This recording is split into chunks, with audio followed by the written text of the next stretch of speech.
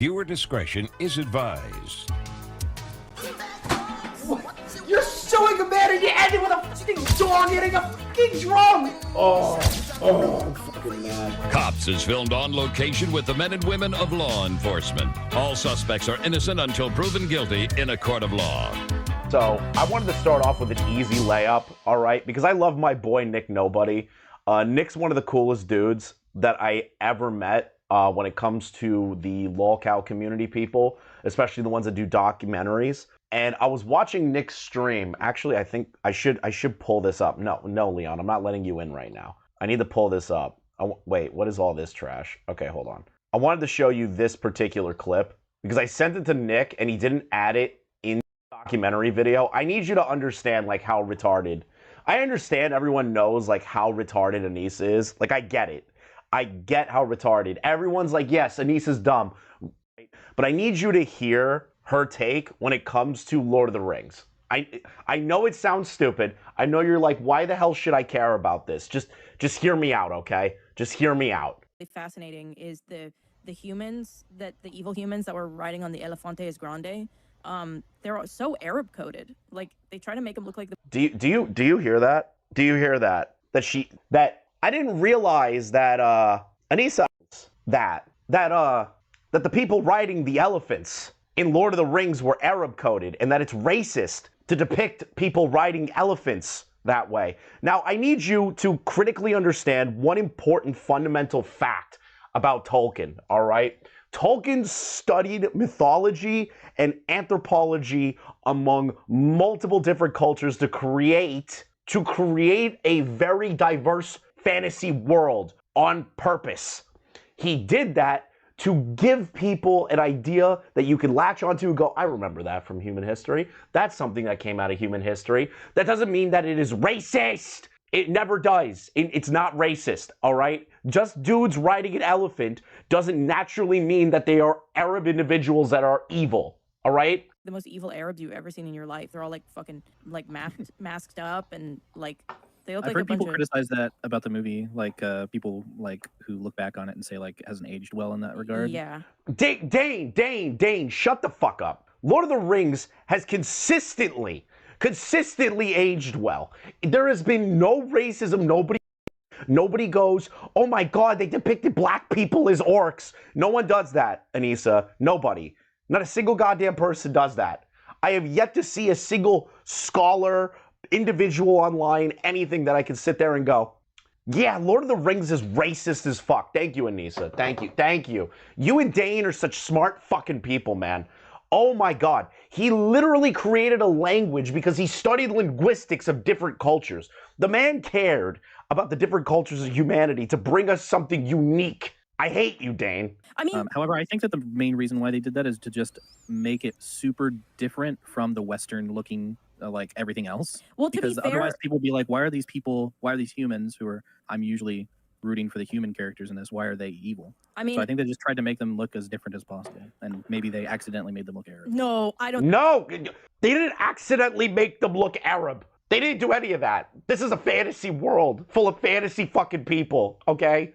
It's fantasy doing this. Can we stop attributing like a race of people to a fantasy fucking characters, okay? And a fantasy race. I hate when people go, black people are orcs. It's like, where? How do you see? You're racist for assuming that orcs are black people. I think you're racist for that. I think you're racist for assuming that there are Arab-coded people riding elephants. I don't think I'm crazy thinking that. I don't think it was an accident. I was just gonna say, like, as someone who grew up, Middle Eastern, who was very aware of like. Grew up Middle Eastern. Bitch, you lived in Canada. Canada. Bitch, Canada. You live in one of the whitest countries in the world. Canada. Your dad was a Muslim, yes. But does that mean that you lived with a hijab in the middle of Lebanon? No. You lived in fucking Canada. Like post 9/11, like propaganda. Post 9/11 propaganda. Okay. I'm so sorry. I'm just gonna. I don't feel like typing it on the computer. Where the hell's my phone? When was Lord of the Rings released? Okay, the movie, December 19th, 2001. Anisa and Dane, I'm gonna teach you something. All right. movies go into productions for years. Years before they are officially put onto the market. All right? The first Lord of the Rings movie came out in 2001. The books came out decades before that. There is no 9/11 coding in this fucking movie, in these fucking books. I hate Anisa so much, dude. In movies, like, it's not, I don't really blame Lord of the Rings. It was just the thing to do. Like, anytime there was a bad guy, like post 2001, it's Arab coded. You Guys, every movie after 2001 had evil Arabs crashing into towers. They were crashing into the Twin Towers, killing thousands of fucking people. Every movie in 2001, dude. Thanos is Arab as fuck. What are you talking about? Leon sees it. I see it. Thanos was wearing a turban when he snapped everyone out of existence after 2001. look at anything back then, like, and before that, Would you consider what Thanos did a jihad, Anisa? like Russian coded or Chinese coded or like That's every fucking... Guys, I need you to understand. Movies are made. Fuck! I'm dropping shit. I'm getting so annoyed. Anisa, listen. There are going to be depictions of individuals and different cultures based on movies, right? That doesn't mean that every movie ever made was some sort of evil, racist denomination of that group. You are talking like the most annoying white person ever, which is crazy coming from somebody that says they're 50% Arab when they aren't. They're 8%. It's crazy. I love it. I love you. I love this. I love how smart these people are. I love that these people are trying to enter into the breadtube sphere. Aren't you excited, guys? Aren't you excited that iDubbbz is doing Ethan is online level surface take bullshit? it's just whatever America, it's reflective of like what Americans are scared of at that time or what the West is scared of at that time. So I think it was. Thank you for the first dono on this trip stream that I'm on. Thank you for the 10. Rip that paper cup 07. True. No, it was the mouse. I'm like on it. You guys would show it to the Discord like how tiny this setup is. It was intentional. Like, I don't think they were like, fuck Arab people, like they're evil. But at the time it was like, how do we depict that they're evil? Here are. Oh, I'm sorry. What did you just say? I just want to bring it back real quick. I just want to bring back what she just said real quick. All right. It's just whatever America, it's reflective of like what Americans are scared of at that time or what the West is scared of at that time. So I think it was intentional.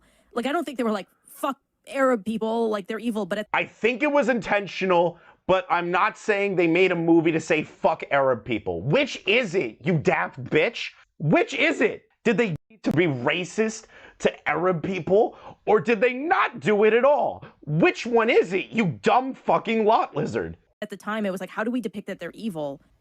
Here are some traits that I think of when I think of a scary evil person, aka make them look like a Middle Eastern like caricature. Mm-hmm. That's what I think. I mean, I don't hold it against them. It's just, I think it's so interesting to point out, like... I don't hold it against them. You both proceed to say Lord of the Rings aged poorly, which by proxy means that it is a bad thing that Lord of the Rings did the things that it did. You know, the manufactured consent through media has What? been going on for a really long time, and you see it everywhere. Yeah. Manufactured consent through media. I'm having an aneurysm. What does that even mean? Am I too stupid? If I go to a movie and there is a movie about a bad guy and the bad guy's Chinese, does that mean that I consensually agree to the fact that I am racist against Chinese people? Is that how that works? Am I fucking stupid? How does that work? Everywhere. Well, I mean, even by virtue of having them on elephants Yeah. was What? enough to say that this was, like, all of our media is fucking, what do you call it?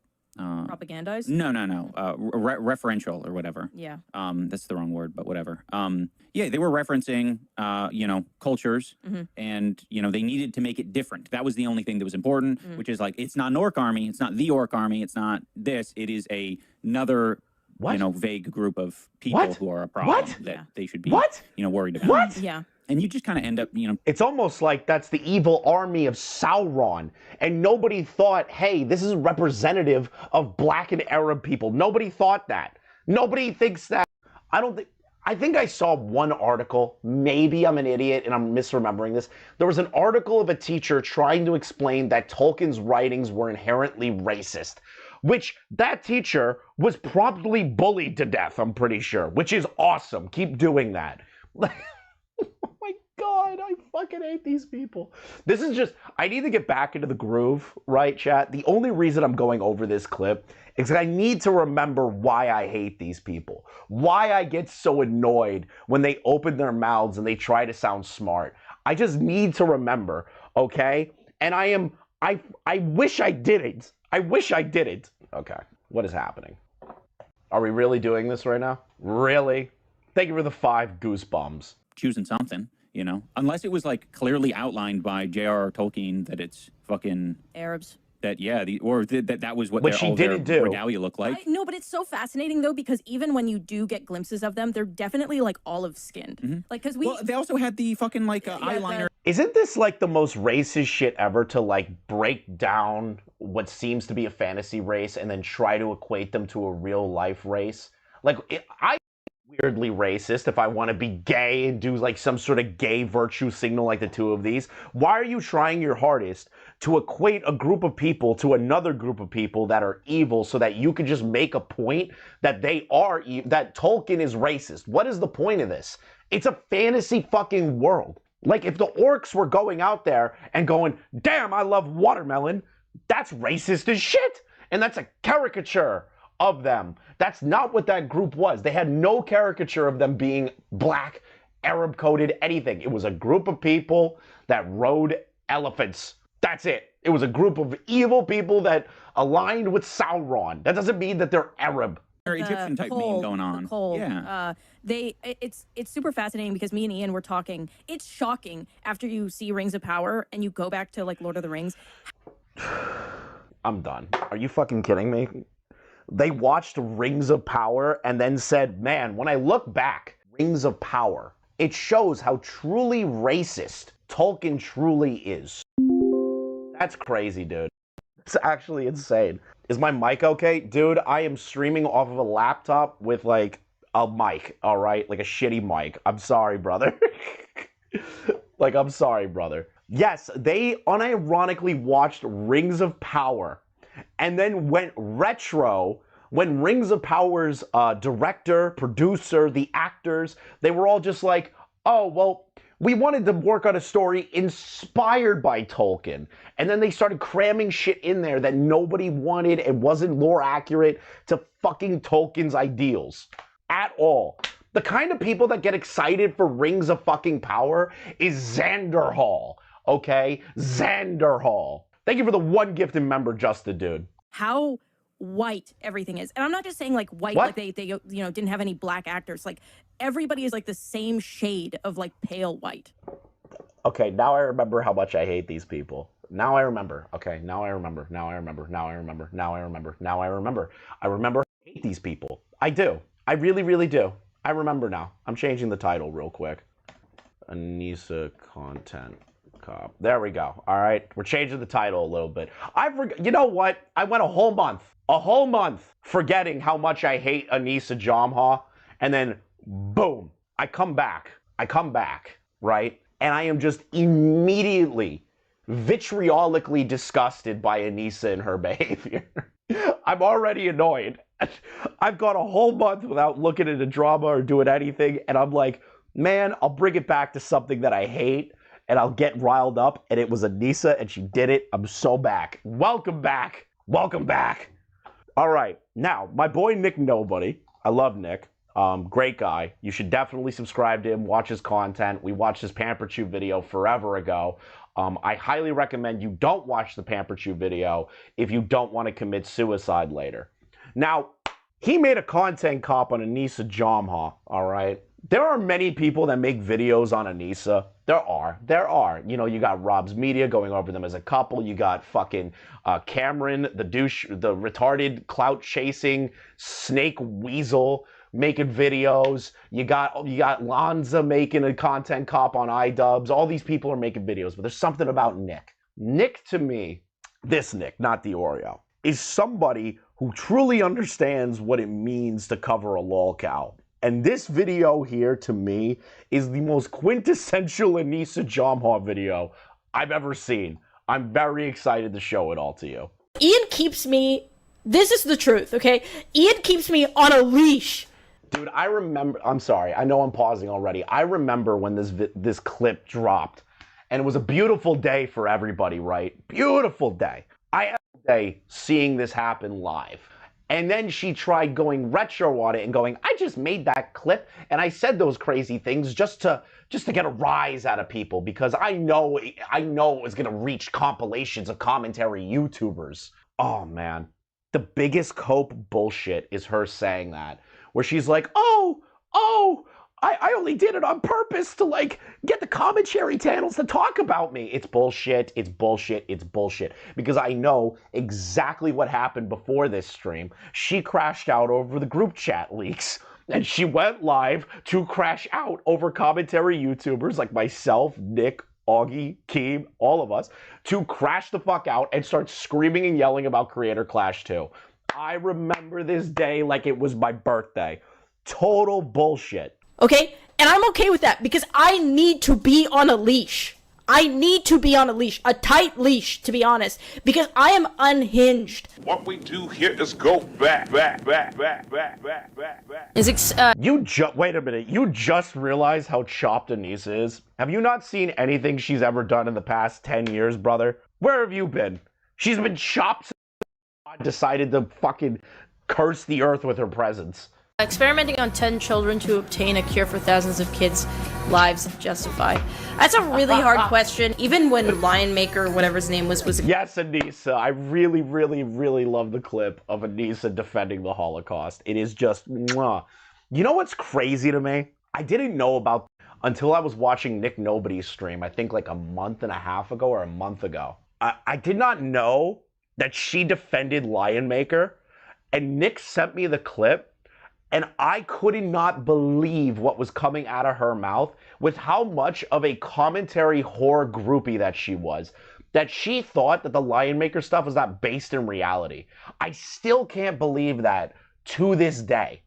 I don't understand how she can do that. There was evidence against him. He posted Paige the Panda's asshole on Twitter. He had multiple counts of reaching out to kids. The underwear had his face on it, made for little kids, Anisa. How much more did you need? accused of, like, it gave me a lot of anxiety because I feel like a lot of it is based on a lot of fiction and not a lot of fact. That is the dumb. I still can't believe. I can't get over that sentence. It's been like a decade, and I still can't get over that. Crying in dog makeup. Come on. How to cry in dog makeup. Commentary YouTubers have no idea what it is to work a normal job. You f***ers that are looking at this right now, I know that you would f***ing cry if I said something to you in real life. I'm sorry, Anisa. No. Out of the two people in the world that I have criticized and enjoy making content of and laughing at, that I would be the least terrified to talk to and look at you in the face and go, you're a bitch, your husband's a cuck. I don't think I would be terrified at all. I'd probably be sitting there in a chair, just relaxing. And then Anisa walks by where everyone's talking, and then somebody's going to bring up who I am, and they're going to be like, oh, no, Chris, this is Anisa Jomha. I'd be like, oh, right, the OnlyFans whore that keeps pretending that she's not crashing out. Got it. And the cuck husband, true. Like, why would I be afraid of you? Why would anyone be afraid of Anisa Jomha? Who? She also doesn't understand that every commentary YouTuber has a job. We all have a job. We all have jobs. All of us, except for like maybe, I don't know, like the really, really, really big guys. We can't, you can make good money doing drama, but it is not sustainable. You get like a really nice peak, you get a low, you get a real nice peak again when drama hits. It's literally impossible to keep it level. You have to have a job. I know you would cry. Hello everyone, today we're going to be covering Anisa Jomha, who's mostly known for being the wife of the once popular YouTuber iDubbbz. She's a vile woman who's been spewing her terrible thoughts. See, the absolute second that I heard Nick go, she's a vile woman, I was like, perfect video already. Online for the past decade now. And before we really begin, let me just make it clear, I'm not going to spend this entire video skinwalking as Ian. I've seen other people do it before, and I find it Cameron. incredibly cringe. I don't Based! Oh, Nick, yes, based. Based as fuck, Nick. Nick understands. He understands why everyone hates Cameron. Fuck Cameron. I hate that bitch. Oh my, I hate him so much. Cameron, unfollow me from Twitter, you fucking freak. Stop liking my tweets when I decide to tweet, okay, dude? need to prance around in the woods smoking cigarettes or use a bad European accent or even travel to Canada to find Anisa and say the N-word to her in order to criticize her like Ian did with Tana. That was Anisa's idea, by the way. I also take ownership for the Tana. The Tana thing was my. Like, who cares if you take ownership for the Tana thing? Let me just be brutally honest, all right? Who cares that iDubbbz went up to her and said that? I'm morally outraged over it. I'm not going to. And Tana even recognized that event happening helped her change as a person. That was a positive thing you two did. And when you turn around, okay? When you turn around, Anisa, and go, oh, well, I take ownership.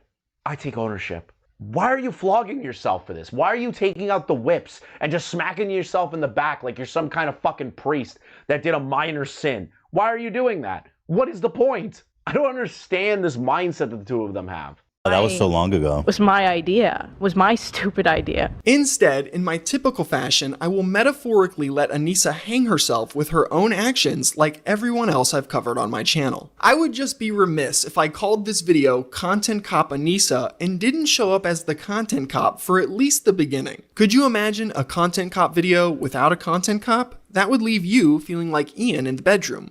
Totally cucked. Now that I've gotten that out of the way, let's get right into the video. Anisa Jomha started her online career in 2014 when she began streaming on the website twitch.tv. Her original handle was Rainbow Kids, and she mainly streamed herself playing the game League of Legends. Anisa was originally what is known as a booby streamer. A whore. A whore.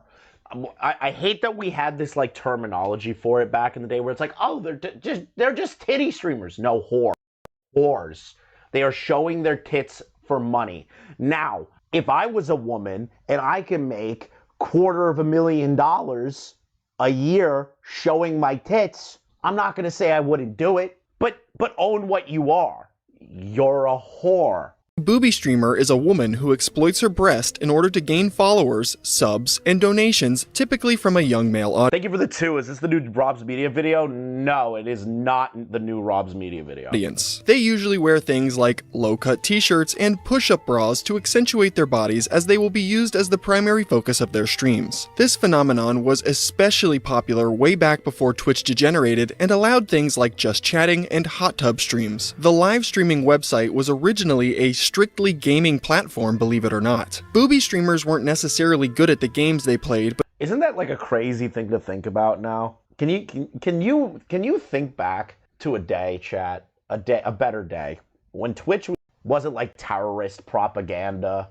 It wasn't full of people raping each other every day or punching holes in walls because they couldn't get into a Mr. Beast video.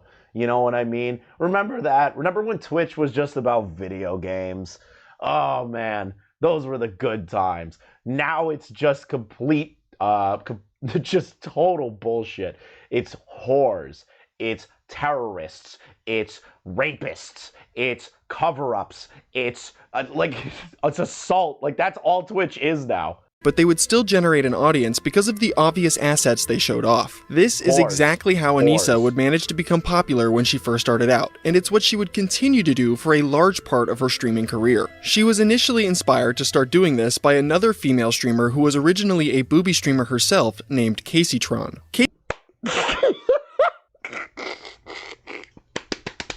Okay, there's a lot of inspirations that you could have in this world, right? You could look up to multiple other creators and sit back and go, you know what? I was inspired by them. You know what I mean? I was inspired by this person. Like, for me, I was inspired by like the Medicare sector and fucking, you know, Keem back in the day and a bunch of those guys, right? And I can look back and go, a lot of them are cringe now. A lot of them are like, you know, retired or old or whatever. And Keem's Keem. Jesus Christ. But like, those were inspirations, right? Those are people that were successful, that made it, that actually put a mark on the platform, that actually are a part of important things in dialogue that involves the changing landscape of YouTube. What has Casey Tron ever done? I'm serious. Ask that question to yourself. What has Casey Tron done? What has she done? Through her decade-plus history on the internet, what has she done to inspire anybody to do anything?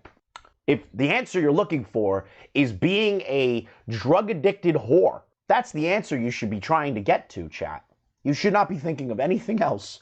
This girl wasn't good at games. All she did was constantly talk about incels and the alt-right back in the day. That's it. That's all Casey Tron has ever done. Imagine being inspired by Casey Tron to try and mimic their flow, their content style, everything. Imagine looking at that and going, I want to be just like that. That's like saying, damn, I really want to be big on YouTube and be, you know, like a well-known creator. I'm inspired by Boogie2988. That is the equivalent that Anisa did. Casey Tron started streaming in 2012, and for a while she played a satirical character of a dumb gamer girl. Anisa claims before she started her internet career, she was poor and barely scraping by. One night, look at this podcast. Look at this podcast. You have a whore, a dumb whore, and a drug addicted all in one stream together. Talking about politics. Talking about Aiden Ross going down the alt-right pipeline. Who the hell cares what any of these three people say in a podcast? Who looked at this and went, you know what? I really love this kind of content right here. Who is this even for? She had a friend tell her about Casey making $200 from streaming on Twitch. She would see this as a potential opportunity to make some side money for groceries. See, right there, that's Anisa's mindset. It's like always about the money. Right? It's always about the money. It's not about the love of the game. It's not about like leaving a mark onto something. It's not like, hey, I see this dumb whore making money on the internet. I also want to be a dumb whore and make money off the internet because that's easier than doing anything else in the world. I don't get when people go into this looking for money. I'll never understand the content creation side where it's like, yeah, dude, I'm just in it for the money. And it's like, okay, that's fine. But like, Anisa tries to pretend, and these people that initially started for the money try to switch and go, oh, dude, I just do it for the love of the game. Just admit it. You're here for the money. You're here for the money all day long, every day, 24 hours a day, 7 days a week. And if something threatens your money, you will destroy yourself over it. Thank you for the $1.99 petition for Chris to do hot tub stream. No money. I was poor, like poor. Like I was eating oatmeal for every meal, and then my one friend, literally, I'm not even kidding. Like, this is not a joke, Casey. You're the reason why I started streaming because I had a friend that was like, you've told me this. Girl, yeah, she made $200. I was like, $200. I was like, I could buy like more groceries, and so I went into debt. I like got a computer, which like not smart at all to do. Got a computer. Oh my God, that's the dumbest fucking thing imaginable. Imagine going into debt to buy a gaming computer so that you could stream on $100. The metrics and the money do not math. Hey, I'm gonna go into debt for a $3,000 computer in the hopes that I can make $200 live streaming. A financial auditor would look at you in the face and spit on your face and say you are the dumbest bitch imaginable. I would have a heart attack going into debt over trying to be a YouTube streamer. I would be panicking every day. I'd be like, oh my God, you're telling me I'm in debt now because of a goddamn computer? They're like, oh, that sounds totally normal. And I started streaming, and I got really lucky. Anisa has always been the definition of a pick-me, so her decision to do this isn't surprising at all. One of the best examples of this being true goes all the way back to when she was in high school. It was here Anisa decided to play on the male lacrosse team instead of the female one in order to... Notice how she's the goalie, all right? As somebody who has played lacrosse before, I know, cringe white boy moment, but as somebody who played lacrosse, notice how she's the goalie. Notice how she isn't one of the attackers, middies, or defenders. Notice how her whole job is to stand there with extra padding and just take hits from the ball. Notice that. Do you know how important that is? That's a very important position. The problem is, though, is that doesn't require any sort of cardio, doesn't require you to actually check or hit any of the other male players on the field at all, unless you're running out of the goal line, which you're not going to if you're a good goalie. Like, oh my God, dude. I can't imagine bitching my way up the ladder to be on a team that my job is to stand there and take hits from a ball. To prove she wasn't like the other girls. She didn't get accepted onto the male team because she was extraordinarily talented or anything, but because her parents allegedly complained to the school, which seemed... Imagine. Your thing is like, I want to break a glass ceiling. I want to for women empowerment. Tries to get on the team, gets denied. Mommy and daddy in particular, has to come in and go, excuse me, sir, you're not allowing my daughter to play in the men's lacrosse team. I believe that you should change that. A male had to get her onto the team. She didn't break any glass ceilings, okay? She didn't do it based on her own goddamn merit. Seems exactly like something Anisa's mother Maureen would do. More on her very shortly. After being inspired by Caseytron, Anisa would spend the next couple of years trying her hand at booby streaming to much success. By the middle of 2016, she managed to grow her Twitch channel to over 200,000 followers. An article was even written about her on the popular gaming website Kotaku. This write-up about Anisa... Dude, I remember when Matt Pitt, rest in peace Matt Pitt, I remember when Matt posted this article, and I went over it on stream, like, I think it was after the creator class drama involving Froggy Fresh. And I couldn't imagine the excerpts. I couldn't believe the excerpts in this article. That they were just like, isn't it crazy, like, empowering that a mother is willing to be a moderator on their daughter's Twitch chat when she's a whore. That is a truly interesting thing to waste readers' times on. It's like, why? Why did you do that? Why did you even waste the time, the hours to write an article like this? Anisa didn't highlight her stellar gaming abilities or anything like that though. It actually focused on the insane fact that Anisa's mother was her head chat moderator. Anisa Jomha was a so-called booby streamer until last March. Her sizable Twitch following includes ardent fans, horny dudes, toxic trolls, and an unusual chat moderator. Which they tend to leave out the fact that Anisa purposely cultivated this community of toxic trolls and now wants to get rid of all of them, and they know everything about her. Worse for her than any other woman trying to transition to anything else, because she made the decision as a grown adult to cultivate people like that. That's her fault, and I find it hilarious. She doesn't want to admit that, or the article admit that. Think of it, 34 months, Anisa breaks glass in the mirror in front of her. True. Her mother. This article details how Anisa got popular streaming as a booby streamer and even noted some of the popular type of comments she would receive in chat. One section states, in fact, a counter on Rainbow Kid's channel estimates that her breasts have been mentioned in Twitch chat nearly 30,000 times. Until recently, Rainbow Kids wore... Alright, Nick, I love you, Nick, but you talk so slow, brother. Or a double push-up bra highlighting her cleavage for her audience. Viewers would pay real money to have their commentary of her read out loud, much of which was deliberately offensive. Criticisms of her body or gameplay were bolstered by targeted, personal attacks meant to get a rise out of her. Variations on the word slut were a common refrain in Rainbow Kid's Twitch chat, which one day included her mother. The craziest part about this whole thing is the fact that Anisa didn't even know the person she appointed to be her head mod was her mom at first. She just liked this chatter's immense support and pseudo-janitorial work so much in the beginning that she modded them. What makes this article really funny is the fact that before it was released, Anisa was trying to claim she wasn't a booby streamer at all. I don't know how you do that. I don't know how you sit there, mod your mother, then when your mother decides to be the moderator, you sit there and go, I'm definitely not a titty, I'm not a whore. What are you talking about? I'm not a whore. I'm an empowering woman. I'm a woman that's changing the world. It's crazy that you would call me a whore when I show my tits all day long to sad, desperate men. Imagine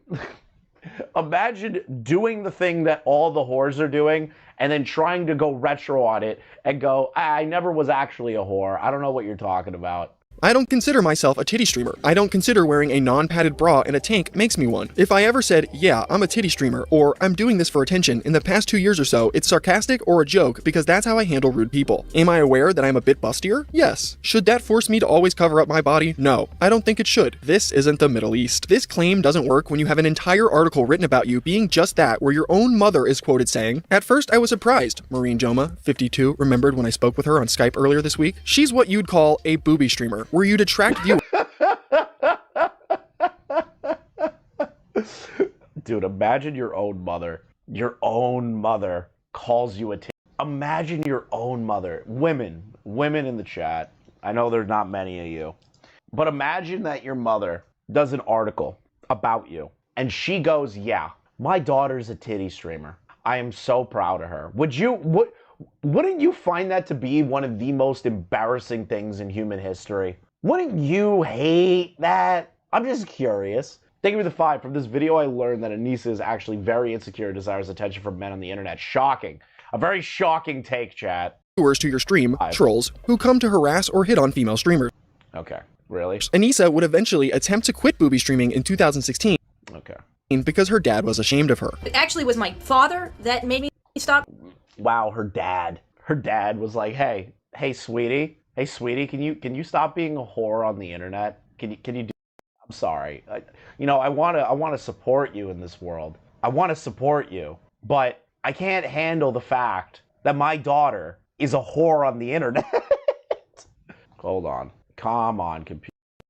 Doing the titty streaming completely. Gee, I wonder how her dad feels about her current career choices. Anisa would even try and retcon her past of booby streaming by claiming it was all I'm trying to make this work. All an elaborate trolling scheme. This ridiculous flip-flopping narrative would turn out to be for nothing though, as she would eventually just go back to her old ways. Why did you go back to being a booby streamer? Covering up created a white knight culture I wasn't comfortable with on stream. Believe it or not, I made more money off of it, but in the end, it wasn't as fun for me. It was either quit or go back, and I decided to go back. 2016 would also be the year Anisa would begin her relationship with the once popular YouTuber, iDubbbz. This relationship started out as all healthy ones do, with Anisa cheating on her ex-boyfriend in order to be with Ian. That's right, before Yeah, dude, I'm not gonna lie, Ethan fucked up hard on this one. Hard. Where Ethan was like, yeah, this guy's like 17, Anisa was 19 or something. I gotta fucking throw Ethan under the bus on that one.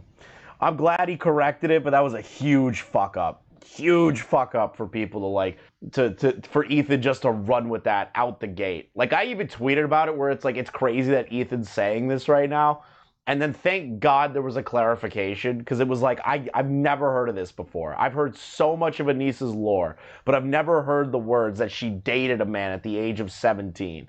I just didn't believe it. Anisa and Ian began dating, Anisa was in an active relationship with another League of Legends streamer named Acadian. Anisa and Acadian began dating around late 2015, and this relationship lasted until the first day Anisa would meet. What is this audio core? I'm using a lava mic. I'm sorry, bud. This is what you're gonna have to deal with. Ian. Quick side note, I've seen multiple people report on Acadian's age being 17 when he was dating Anisa, going as far as calling her a potential predator for this. Acadian was born in 1996 and began dating Anisa sometime around September 2015. Very basic math would show you that he was at least 18 years old when they began dating. I also reached out to Acadian when making my iDubbbz video to ask if there was any validity to the claims of him being 17 when he was in this relationship. He let me know that it wasn't anything like that and that he was actually 19 years old when he dated Anisa. I wanted to make sure and put this info out there as I've seen other people call Anisa a over this, and I didn't want to continue to perpetuate a false narrative. Now back to the story of how— Which is fair to Nick to do. It is entirely fair. It was a completely incorrect fucking narrative at the time, and I'm very glad that people are pointing that out to the day about that. Intro audio must be scuffed for the videos, yeah. How Anisa cheated on Acadian to be with iDubbbz. In 2016, this League of Legends couple would go to TwitchCon, which was located in San Diego, California. Coincidentally, this happens to be the same place iDubbbz was living at the time. Anisa originally claimed she accidentally booked an extra day of her trip and was left all alone once TwitchCon ended, despite— I don't believe that. I don't believe it at all. I don't. I think she was trying to work up the ladder, all right? Here's how I accidentally booked an extra day in San Diego TwitchCon. She was working up the ladder. She didn't want her boyfriend around. There's a bunch of YouTubers still hanging around maybe the day after because they have to fly back or drive back to their home respective states. I don't believe this. I don't believe it at all. Where it's just like, oh, I accidentally got left in San Diego and I bought an extra day. I don't believe it. I don't believe it at all. despite sharing a room with Acadian. She decided she wanted to spend this extra day with iDubbbz, who she messaged asking if he wanted to hang out. How did you and Ian meet? I was in San Diego for TwitchCon, and I, being an idiot, accidentally booked a extra night and an extra day in San Diego. So TwitchCon was over, everybody was gone, and I was stuck in the hotel alone with nothing to do. And I was on my Twitter feed, and it was when Ian was just spamming his Twitter feed with something about Leafy and Max Mofo backstabbing him like as a meme. And he was just like, it was like tweet after tweet after tweet. So I was like, okay, this individual's bored. I know he lives in San Diego. Maybe he wants to hang out because anything's better. See, this is where I don't believe this line, okay? I don't believe it. She's like, oh, yeah, I was just scrolling Twitter and I saw iDubbbz just tweet, and somehow I magically knew he lived in San Diego. And it's like, come on, bitch. Come on. We know what you did. We know. You just won't admit it to yourself. We know. We know. We know what you did. We are not stupid, okay? We know. We know. You overbooked that extra day on purpose so that you can hang out with iDubbbz because you liked iDubbbz and you wanted the monkey branch onto iDubbbz. It just admit it. Just admit it. Better than like sitting in this hotel all day. So we ended up messaging each other, and he was like, oh, do you want to go and eat? And I was like, sure, just whatever. I just don't want to be in this hotel room anymore. She goes on to describe their date of going to a taco shop where the two would awkwardly interact until Ian took her back to the hotel. Anisa didn't think anything would come from this interaction, but surprisingly, they would continue to talk from this day forward. So that's the problem right there. You're in a relationship already, and you continue to speak to this other relationship. Ian and Anisa's marriage is built on a very, very, very totally not rickety bridge of like any random thing can happen to destroy it. There's no way. They are just, their bond is just so strong, guys. Don't you know that if you have a prior history of cheating on an individual and get with a new person, that your relationship is going to go great forever? You're definitely not going to maybe loop back and cheat again. No, that's not a thing everyone knows. When he got home, I guess he was fighting with himself whether to text me or not because he thought that it was like completely done. But he decided to message me anyways, and he said, hey, I made it home safe. And the amount of relief that I was like, holy shit, this human is still talking to me, it was unbelievable. We didn't stop talking. That whole night we talked until we fell asleep, and then ever since then we've just been pretty much inseparable. Doing all of this while having a boyfriend is crazy work. This wouldn't last long though, as Acadian would tweet out weeks later, rolling on the floor laughing, what the fuck, I actually hate girls, alluding to the pair breaking up. Anisa cheating on him clearly affected him mentally, as he would also tweet on the same day, probably won't be streaming/active for a while until I get back to a good place mentally. Sorry guys. Dude, somebody needs to save Chris Raygun, okay? Somebody needs to save that motherfucker, because she is gonna 100% try to monkey branch onto Chris in the future, bastard. Any man that comes in the vicinity of Anisa, protect them with your life. Like, jump in front of them like you're trying to save the president, okay? Because that woman is going to ruin them. A week after this, he posted a now-deleted vlog where he continued to vaguely discuss the breakup and how it was making him feel. I would say, like, right now, in terms of like mentally, I'm not like in the best state. I can't really explain, but I'm just like, I don't know, I don't know if any of you guys can like resonate with me or like feel me on this, but I'm just fucking pissed off all the time. Like, I'm just angry, like every day. As soon as I wake up, like I'm just fucking angry, and I don't know how to stop being like. The only thing I can do is just distract myself. Oh my god, done editing. I'm really proud of this one, guys. 32 likes. Lol, Acadian blocked you on Twitter. Oh god, she was even getting trolled back then. How do you know that? He ranted on stream a little bit about you, but I think he cut that part off. That's amazing. He should have went full horse. He should have went full force, dude. He should have just started going crazy. Myself with like League of Legends or doing shit like. Anisa would eventually be called out for cheating on Acadian, which she would deny. She would then conveniently change her original story and added in a new detail that her relationship with Acadian was actually really bad and they didn't get along very much. Because of this, she wanted to get away from him the day after TwitchCon, so that's why she. Oh, so now we're magically gonna tack on that Acadian was a terrible boyfriend and I never really loved him, but randomly I met the love of my life on a random day that I a extra day in San Diego Comic-Con, San Diego TwitchCon, or VidCon and totally 100% had no idea that iDubbbz was living there until I got there. Yeah, just magically that happened. Okay. He went to hang out with iDubbbz, and Acadian apparently knew this all along. And when we were at TwitchCon, I accidentally booked an extra flight and an extra day, and Matt was there. Like we just had an extra day and an extra whatever. And I was talking to Ian, and Matt knew that I was talking to Ian, and I said to him, I said. So wait a minute. So your boyfriend was aware that you were talking to iDubbbz. So you're telling me that you're the one that initiated the horrible shit going on in your relationship because you were talking to another man being in a relationship with your current man. I wonder why the relationship didn't work out during this time frame. Shocking. I wonder why. Said, do you mind if I go hang out with Ian or iDubbbz or whatever, because we have this extra day and I don't want to be in the same fucking room as you. Anisa would never admit to cheating on Acadian, even though her anniversary with Ian is on— Isn't it— okay, I'm just gonna say it. Isn't it crazy that she hates Jewish people, but she's got like a nose of a Jew? You know, isn't that a little weird? Am I the only one that noticed? Am I the only one that noticed? I feel I'm gonna get in trouble for that one. Core, cut that out.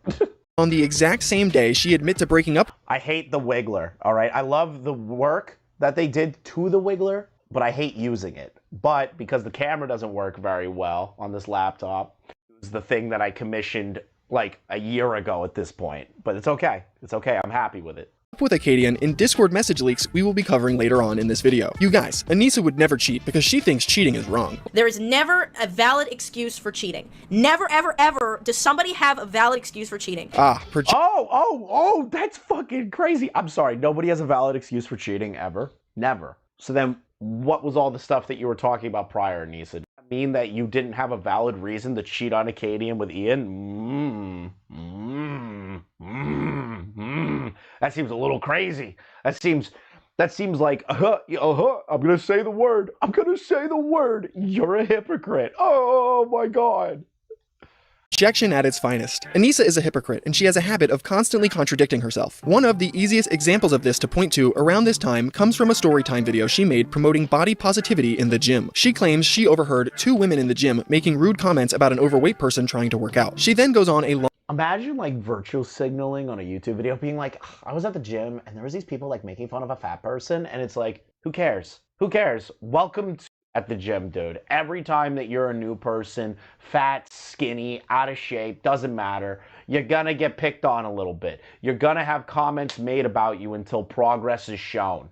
That's just the culture. You either get into it and you let it go, or you let it consume you and you keep being a disgusting fatty. Like, that's really it. Long-winded diatribe about how fat shaming is wrong and people should never do it. It actually blew my mind that this was coming out of their mouths. I get that making fun of fat people at the gym is like mean, right? It is. They're trying to better themselves. But you're gonna deal with it. It's the culture. You might as well just embrace it and not let it get to you if you're truly trying to change yourself, okay? Any bit of disgusting that they thought this woman was, if they would just look in the mirror or hear what they were saying, that is 1,000,000 times more disgusting than any fucking abomination I can even dream up. And I'm just sitting there flabbergasted at the idea that there's these 2 women actually ridiculing somebody who has the balls to get up and go to the gym and deal with the shitty people like them and still come back and better themselves. Anisa fails to take her own advice though, because after she made these statements, she would go on to fat shame other women on her live streams. I'm surprised that she gets less hate than that whale, the leather wearing. Yeah, Amy Schumer. I'm surprised that car can hold up on that. The crash test rating on that car must be amazing. It's nice to know that the car can handle that kind of weight. Damn, that's horrible. I can't believe you made fun of a fat woman. Oh dear God, you made fun of a fat person. Truly evil. I can't believe. Oh yeah, shaming fat people's horrible. Telling them they're disgusting creatures is a horrible thing. You see this fat woman in that car? I'm shocked that the goddamn top didn't crash in on itself and crush the car. Without denting. To our knowledge, it might have dented actually, who knows. A similar phenomenon would happen when Anisa would make a video explaining her struggles with an eating disorder and body dysmorphia. Gotta earn those sympathy points. You would think someone who claims to be suffering from these things wouldn't go out of their way to insult others who were also struggling with similar eating disorders, but Anisa did just that. She would react to another content creator named Venus Angelic, who made a video describing her struggles with her own eating disorder. Anisa couldn't stop— I mean, person of calories. Holy shit. If I ever say that unironically, I'm too far gone. Just fucking herself from doubting, insulting, and making fun of this woman for her situation. If you ask me how I got to the point, it is because I couldn't drink or eat anything. So I still tried to eat or drink, but I puked out anything I ate. Not because I wanted to, but because I couldn't keep it in my stomach. I puked about 10 to 15 times a day for about an entire month. So what the fuck? You'd be dead! You would be dead! If you see right there, if I did that, right? Or if Nick, any other commentary channel did what she just did there about this girl, she would say, and that we're horrible people, and that we treat people like garbage. But Anisa says that it is wrong to make fun of people for their weight, proceeds to make fun of somebody for their harrowing story of going through anorexia, while Anisa apparently struggles with anorexia, just like how she struggles with 15 concussions, just like how she struggles with BPD and anxiety and PTSD disorder. Anisa literally collects, Anisa literally collects mental illness like retards collect Pokemon. All right, it's crazy to me how many disorders this woman has, and then proceeds to make fun of people that has those disorders every time that it happens. If you 10 times a day for a month, you would be dead. No. You would be alive. That's a lie. There's no way you can put that. That's a month. That's not real. Yeah, there's no way. That gets you kind of dehydrated. Let me just read the comments. Oh my god, that's actually brutal. Are you done?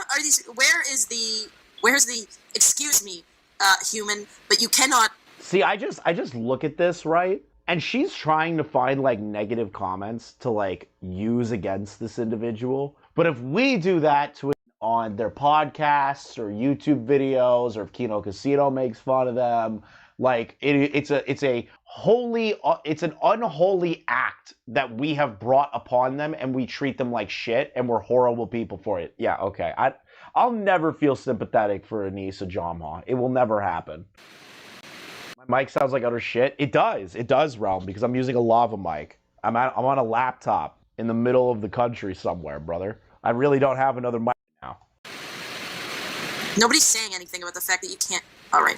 Well, let's just keep watching this perfectly sane human. As you can see, Anisa's streams are a bountiful source of horrendous takes and needless shit-talking. This would lead her to get involved in many petty dramas with a handful of different creators. One of the most notable dramas happened after the YouTuber Pyrocynical made a video criticizing booby streamers. Anisa wasn't someone called out in this video, but she still couldn't stop herself from making comments on it. Twitch gaming section. I mean, you can just see with this clip, look how small the screen is for the game. Jesus. And I know that mentality that's been presented before, don't like it, don't watch it. The problem is, you're bringing a lot of kids onto the... Why do people always make that argument? Like, there's no way when she's playing the actual game that it's that size. Like, what the hell is that?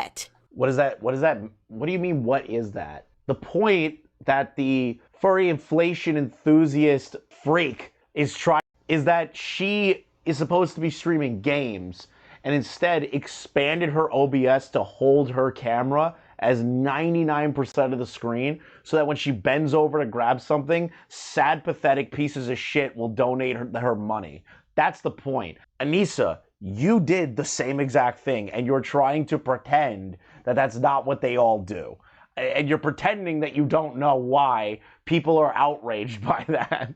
What is that? Everybody always makes that point, like it's fact that like if the screen is small in the section that they show in the video, that like that's how the game screen is the whole time. Anisa tried to delete this spurg out so she wouldn't get clipped, but her efforts were futile. Of what I said about Pyro, I'm just not in the mood for it. People seem to all of a sudden care what my opinion on it is. I can already see the headline now. IDub's girlfriend says mean things about Pyrocynical in her stream, and I'm just not in the mood for it, so I already fucking deleted it. So good luck clipping that, you bitch. A more back and forth drama would happen shortly after this with the IRL live streamer Ice Poseidon. This started after Anisa decided to make comments about Ice and his content. Yeah, see, I did not know that Ice Poseidon and Anisa had a beef. That is something that was shocking to me when Nick, I was like, there's no way. Are you kidding me? Are you joking? There's no way.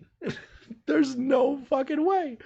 The worst streamer that you know versus the most annoying whore that you know. That is a crazy lineup. On her stream one night, a chatter asked her what her opinion of Ice was, and she would explain why she dislikes him. She would also call his content lazy and exploitative, which is ironic seeing her content is just as lazy and exploitative, if not— Wait a minute, there's no way you could call Ice's content lazy, alright? If there's one thing I could say about Ice Poseidon that's like positive, if I'm being like forced somewhere with a 50 caliber sniper rifle trained up against my dome is that Ice has, effort within his content in regard to the IRL stuff. He puts together the RVs. He's Bully Burger Andy. He's had multiple clips. He's had different game shows, scavenger hunts. You could say that he's like a shitty person, but you can't turn around and say that he was a lazy streamer, especially back in 2016.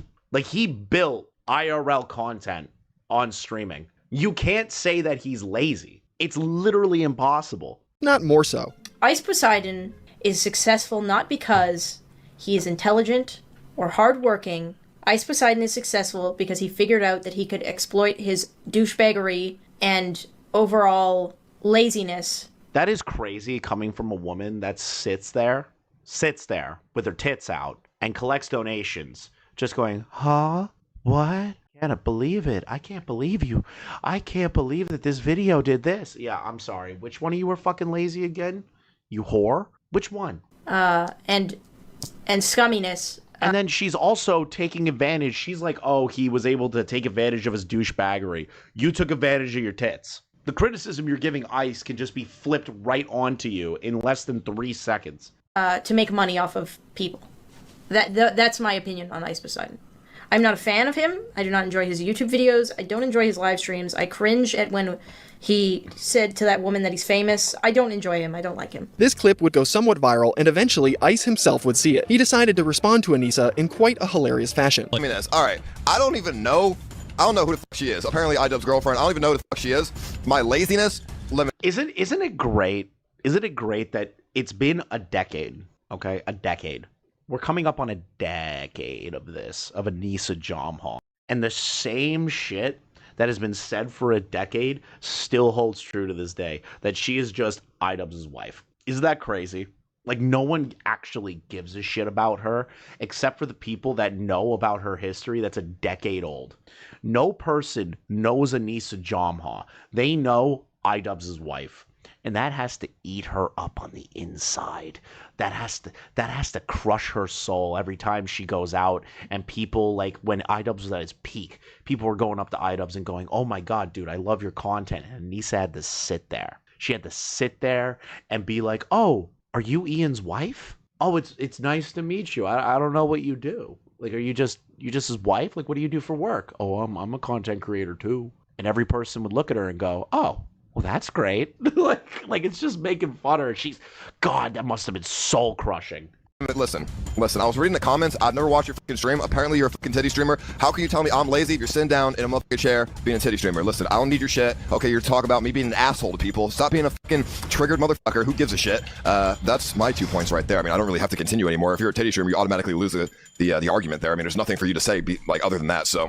This drama would only become more amplified after the YouTuber Keemstar made a drama alert video covering the back and forth, which garnered over 1.3. This is how I know. Is this video before or after the Keemstar content cop? Now, oh, that's a good question. Can somebody look that up for me? When did the iDubbbz content cop on Keemstar drop? And when did this video that Keemstar made involving Ice and Anisa come out? Because I have such a weird feeling that this video was made before that. iDubbbz hated Keemstar now because Keemstar reported on his girlfriend, and Anisa goes, Keemstar is a piece of shit. He took Ice's side. I'm curious. If that Keemstar content cop dropped after this, like a year after or months after, oh no, Anisa got him to do the Keemstar content cop. That would be so funny. That would be the funniest thing ever if they admit that Anisa and Ian were just angry at Keemstar for making this Ice Poseidon video. Million views. If Anisa wasn't getting into petty dramas with other content creators, she was outright saying ignorant things that would often get her in trouble. The most egregious example of this comes from the time Anisa decided to defend the human experiments conducted by the Nazis in concentration camps. Yes. Oh, yes. The greatest clip ever recorded is Anisa Jomha trying to explain the Nazi experiments during the Holocaust. Oh my god, I love this clip. I will rewatch it once every couple of months just to laugh and think and just look back and go, dude, I must be a fucking genius compared to this woman. I love it. Keemstar Content Cup came on May 2016, but the Jerome Moeller video came out in October 2017. Ah, got it. Damn, I was really hoping that would work out, Shinji. I was really hoping I could make a connection there. Thank you, brother. Anisa actually tried to justify the senseless torture of— Apologies to Ian and Anisa for assuming that you would spitefully make a video on somebody because they took one shot across the bow at you. I'm sorry that your reputation is to the point that you assume that you would do that because you've done it so many other times. innocent people. Is experimenting on 10 children to obtain a cure for thousands of kids' lives justified? That's a really hard question, and I think if people are being 100% honest... No, it's not. No, listen, anybody that experiments on hundreds of thousands to millions of people and children to have actual torture. Those aren't experiments. Those are that's a torture situation. And then we get a handful of medical advancements out of it. If I had to weigh the scales of what is doing more good in the world, it's saving the lives of the millions of people that were being tortured to death versus a handful of assholes that wrote in some journals. I feel that's an easy answer. That's not a hard answer, Anisa. They give you a different answer than what you're expecting. As terrible as the Holocaust was, obviously it was horrendous, and how disgusting the doctor was that did the experiments on people. It was gay people, handicaps, twins. I love that she has to think of the word Jew. Like, she's got to think of, like, look at her struggling to try and find something else. Yeah, like the handicaps, the gypsies, there's some big nose people there that like money. I don't remember the name of what we call them. I think that's, and obviously, they're obviously Jewish, or they did it on Jewish people. They found a couple of really groundbreaking discoveries through that experimentation. They literally did not. It was scribbles in journals, and they admitted that it wasn't scientific. It was actual torture. Like, this girl is dumb as pricks, dude. There were no groundbreaking discoveries that came from the human experiments conducted by the Nazis. A Google search that takes less than 10 seconds to do will show you that Anisa's take is profoundly untrue. There was no scientific method followed during these human experiments, and the notes recovered from them amounted to scribbled gibberish. These experiments were nothing more than a sick way to torture people under the guise of science. Anisa would eventually walk this take back years later once it resurfaced and blew up in her face. She wouldn't apologize for the statement she made, but instead claims she was only parroting talking points she heard. I'm so sorry. Wait a fucking minute here. Wait a minute. So you're telling me, I didn't even know this. This is actually shocking to me right now. So she walked it back, but didn't say, I'm sorry for my take. I apologize for my ignorance. But she expects other people to apologize for their ignorance and flog themselves over it? Sure, buddy. Sure. Heard in a college lecture that she thought sounded smart, which is pretty insane. The same year as her pro-Nazi take, Anisa would also defend the YouTuber named Lionmaker. Lionmaker was a former Minecraft content creator who was arrested in 2016 for a variety of different charges, which included possession and distribution of CSAM materials. This guy was caught talking to multiple minors and soliciting nudes from them, some of which he posted on his own Twitter at one point. He even admit to— yeah, Nick's also forgetting the underwear stuff. There's I think there was 3 kids that were taken advantage of by Lionmaker. Paige the Panda was on aspects of the story, and there's an entire hour-and-a-half long interview where Lionmaker admits to what happened and tries to dodge obvious answers that anybody could have, but it's obvious he's lying, and somehow Anisa comes to the conclusion that it's possibly fake. Think about that. There is evidence upon evidence upon evidence of this dude being a degenerate freak. And Anisa goes, well, it might not be based in reality. I'm a little nervous that it's fake. Like, oh my God.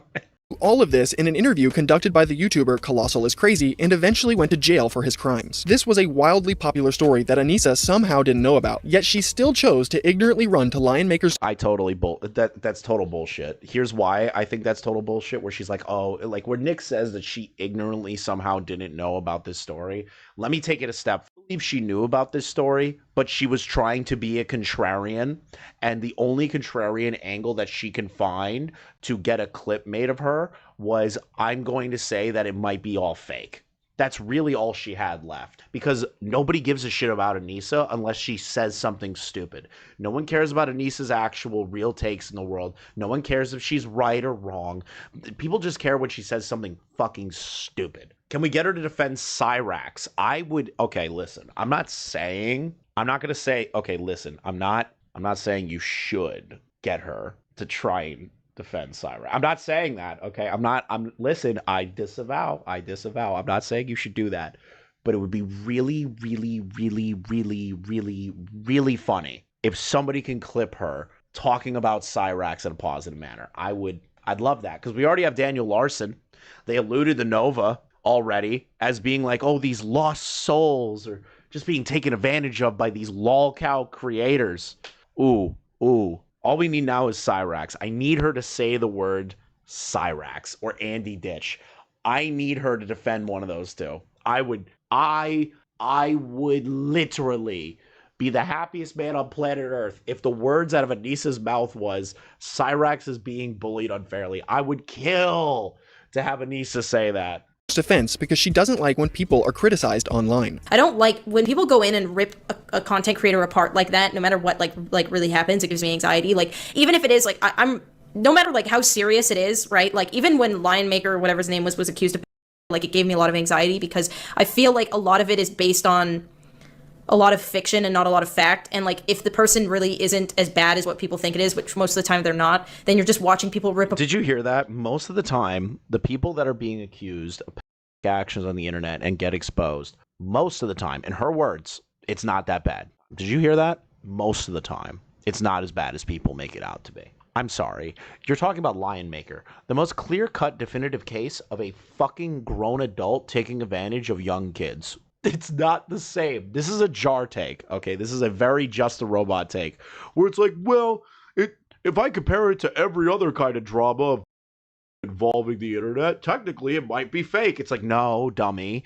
The context of the situation significantly matters into which one is which one is going to be more impactful than the other, which one of them had more evidence, which one of them actually had consistent stories. Oh my god, I fucking hate this woman. Apart somebody that, and he admitted to it, Anisa. Maybe doesn't deserve it as much as, like, I don't know. It's just sad seeing somebody get ripped apart that hard. Yeah, Leafy was one of them. That was hard to watch getting ripped apart. Yeah, I haven't seen it, Googles, but I mean, I believe you, but I don't know it. Like, again, it's like, that's YouTube videos are okay, let me put it this way. YouTube videos are never sincere. Well, Lionmaker went to jail for. Yeah. I urge everyone to check out Colossal is Crazy's interview with Lionmaker. It's surreal. Yeah, I mean, and he went to jail, and then he deserved to go to jail. Like, which is whatever. Anisa being her... Which is whatever. Somebody donates her bits to go, well, there was evidence. He admitted on Colossal's interview, and he went to jail. And did you see what she did? Did you see what she did? Did you see what she did? I want you to really pay attention. Pay attention to what her face does when she is confronted with the actual information. Look at her eyes. I'm going to slow it down, all right? I'm going to slow it down. YouTube videos are never sincere. Well, Lionmaker went to jail for... Yeah. Okay. I'm going to slow it down. We're going to slow this video down. We're going to go 0.5. I want you to look at her face. Yeah. I urge everyone to check out Colossal is Crazy's interview with Lionmaker. Just watch her face. It's so... Look at that. Look at that. Look at her eye roll, dude. That is an eye roll and a half. She's like, ugh. Yeah, I get the Colossal interview. Yeah, the Colossal. You know, you could watch the Colossal interview with all the evidence. You could do that. Ugh. Just eye rolls at the idea of being corrected in real time, that they're incorrect about the situation. Surreal. Yeah, I mean, and he went to jail, and then he deserved to go to jail. Like, which is whatever. Which is whatever. Does the eye roll, and then goes, whatever. It's whatever. You know, it's whatever. You know, I just sat here for about being Anisa, just like totally gun guarding for a... and I get confronted with evidence, and I go, well, yeah, you could do that. You could look into it, you know. You know, the evidence is all in that, but why would you watch Colossal? Anisa being horrendously misinformed but confidently over. Can Anisa be classified as a defender with a definitive like my scale, right, of like a defender is like the robot, right? Like that's my bar, because I've seen so many different ones, but like Jar really like took the cake for me. So if I had to put Anisa and Jar on the same scale, I wouldn't say she's like a definitive defender. I would say that she is an incredibly ignorant defender. Does that make sense? It's not based in like actual like looked at the evidence and then went, yeah, that person's totally innocent. Because look at how she her and Ian talked about the Daniel Larson stuff. Like when they used him as an example of like, oh, these people are being milked, it's horrible that lol cows get milked. When they brought up Daniel Larson, they didn't know anything outside of him being mentally ill. When there is a record of stuff way before people were trolling him, doing the TikTok stuff of him potentially molesting somebody in the group home, being sexually attracted to a 14-year-old Grace Vanderwall. You know, like, I believe they are so dumb that it's not coming from a malicious manner. Does that make sense, Shinji? Opinionated will be a common theme throughout this video. You'll also notice that after Anisa's comments on Lion Maker, she would go on to claim it was hard to watch the internet go after Leafy too. Yeah, Leafy was one of them that was hard to watch getting ripped apart. This is incredibly rich, seeing the fact that her own boyfriend iDubbbz was the main person leading the charge with his Content Cop Leafy video that ended up garnering over 31 million views. She would even tweet at Leafy after the Content Cop on him was dropped. I'm actually sad to hear Leafy is taking a break. I've always had a soft spot for you, dude. Hope all is well. That's actually a good way to interpret it, Hunter Thomas. Malicious incompetence. You know what? Yeah, I can agree with that sentiment. When it comes to Anisa, like, speaking, like sticking her foot in her mouth about malicious incompetence is actually a great way to describe Anisa's entire fucking career. Again, her boyfriend is literally the reason behind him taking a break. Anisa's sympathy towards Leafy absolutely makes sense when you consider the fact that she had a crush on him. Why does Chris look like a policeman from Andy? I don't know what Andy Pandy is, but this is a temporary setup, guys. We are not going to be using stills and wigglers after this. This is not a mainstay. Before she started dating iDubbbz. And there's plenty of things that point to this claim being true. Starting with her tweets to and about Leafy, the first one being a reply to a tweet saying, "Real question, who wants to fuck Leafy tonight? Nashville, genuine offer." Anisa replied, "I thought you would never ask." She also tweeted, imagine like trying to simp for Leafy for easy Twitter followers or likes. Imagine being so desperate for trying to pretend that you want to get in Leafy's here's pants. Are you fucking...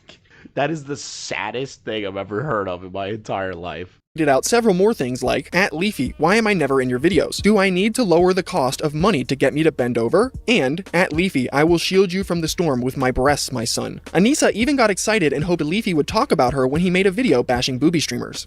I haven't watched it yet. I actually haven't watched it at all, but apparently Leafy, I don't know if it's true or not, because Leafy's never put me in one of these videos. It always kind of made me sad. But apparently this one he finally did. So... let us see. To her severe disappointment, he didn't talk about her. Anisa being attracted to other men is a common trope when she's in a relationship. Leafy isn't the only man she's had a crush on while she's been dating iDubbbz. Another man Anisa had a crush on around this time was named Chris Raygun. Chris Raygun is a YouTuber. Protect Chris Raygun. Protect Chris Raygun. Don't let Chris... Even though you can love or hate Chris Raygun, I don't wish for the hell on earth Anisa will do to Chris Raygun. I don't wish that. YouTuber with over 500,000 subscribers and was most popular around the same time as iDubbbz in 2016. Anisa has been friends with Chris for quite some time, with Chris making occasional appearances on her Twitch streams back in 2017. On these streams, Anisa would awkwardly interact with Chris and ask him about things like his sex life. What's the weirdest thing you've ever done in the bed? I've had sex in an elevator before. What is with people on the internet like asking questions like there's like people's sex lives on these random interviews? I've noticed it happening like way more often. It's like anytime like there's an interview going, it's like, "Hey bro, like you suck dick for a living or something?" It's like, what do you do? It's like, I don't care. I don't need to know if this dude has banged somebody in a fucking dressing room closet. I don't need to know any of that. Have you had sex in an elevator before? Not in an elevator. No. Well, that's not in bed then, is it? I mean, that's still like... I don't know. Asking like... Thank you for the 8 months. So what's up, Lokes? Pull your crib. Nah, Chris, don't hate us. We're beautiful. Get rid of the 90s bully. Okay. You know. Thank you, Yo-Yo. From I mean, yeah, I don't really know. I don't know if I could really. Do you not have anything? Chris is lame. No, Wait, you've had sex in a dressing room before, haven't you? Yeah, that's not weird, is it? I've never done that.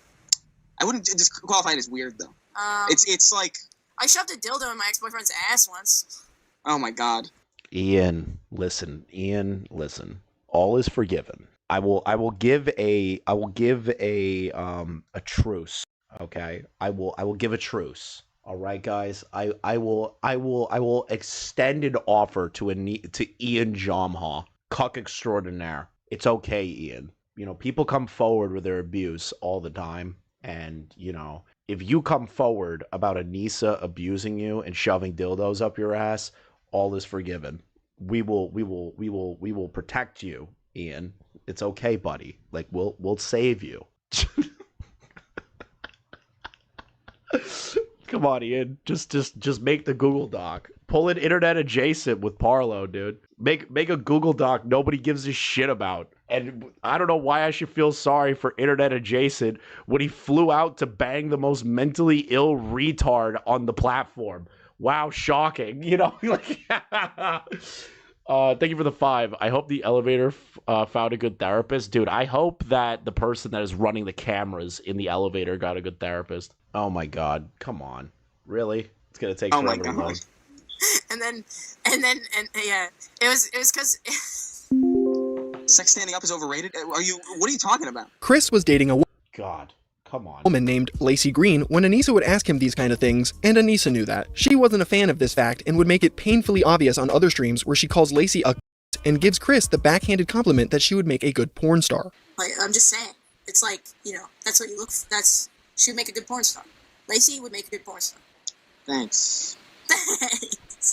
Outside of these streams, Anisa would also travel to New York where she would spend time with Chris and film a vlog. The pair spent the day together, went on a dinner date, and even streamed together later that evening, all while being in a relationship with iDubbbz. Anisa would also show her romantic interest on Chris on Twitter, where she tweeted out a shirtless photo of him with the caption full of thirsting and squirt emojis. She also replied to a tweet from Chris that showcased a lipstick kiss mark on a note, claiming that it was left by her. Again, oh, dude. Ian, save yourself, bro. Ian, please save yourself. I hate you. Shit, well, like, can you save yourself already? Can you break away from the hell on earth that you've put yourself in? Please, Ian, save yourself.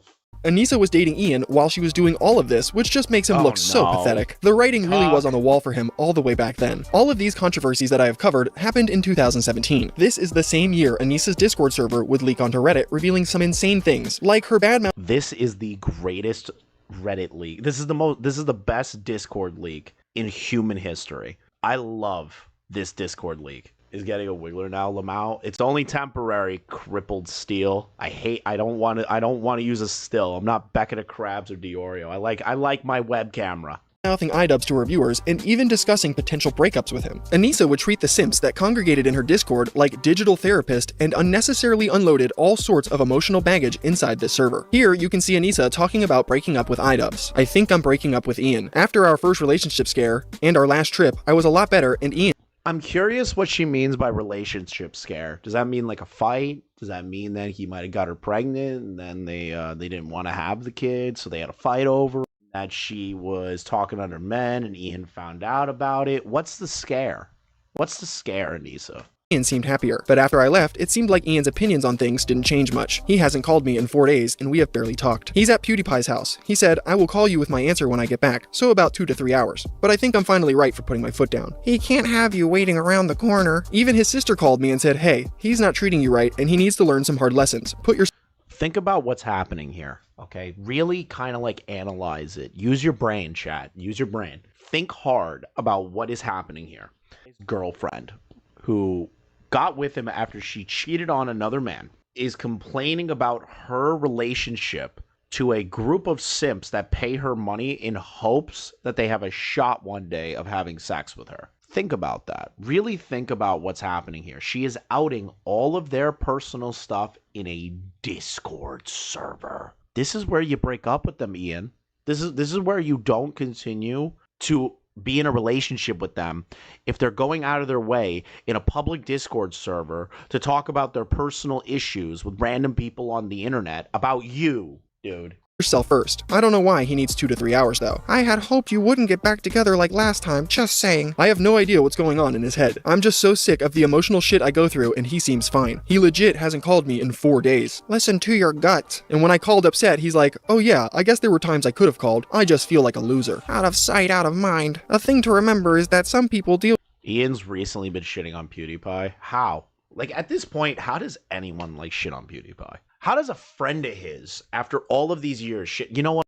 I'm literally mid-questioning why that's the case, but I remember that Ian right now is in a transitionary period where he needs to snake Max, Chad, George, and PewDiePie and H3 so that he can get on the good side of the breadtuber people because they all hate PewDiePie. I forgot. I was mid-sentence and I'm like, wait a minute. I remember he's trying to join a group of people that will hate the fact that he's friendly with these people. So he has to snake them for public clout. I remember.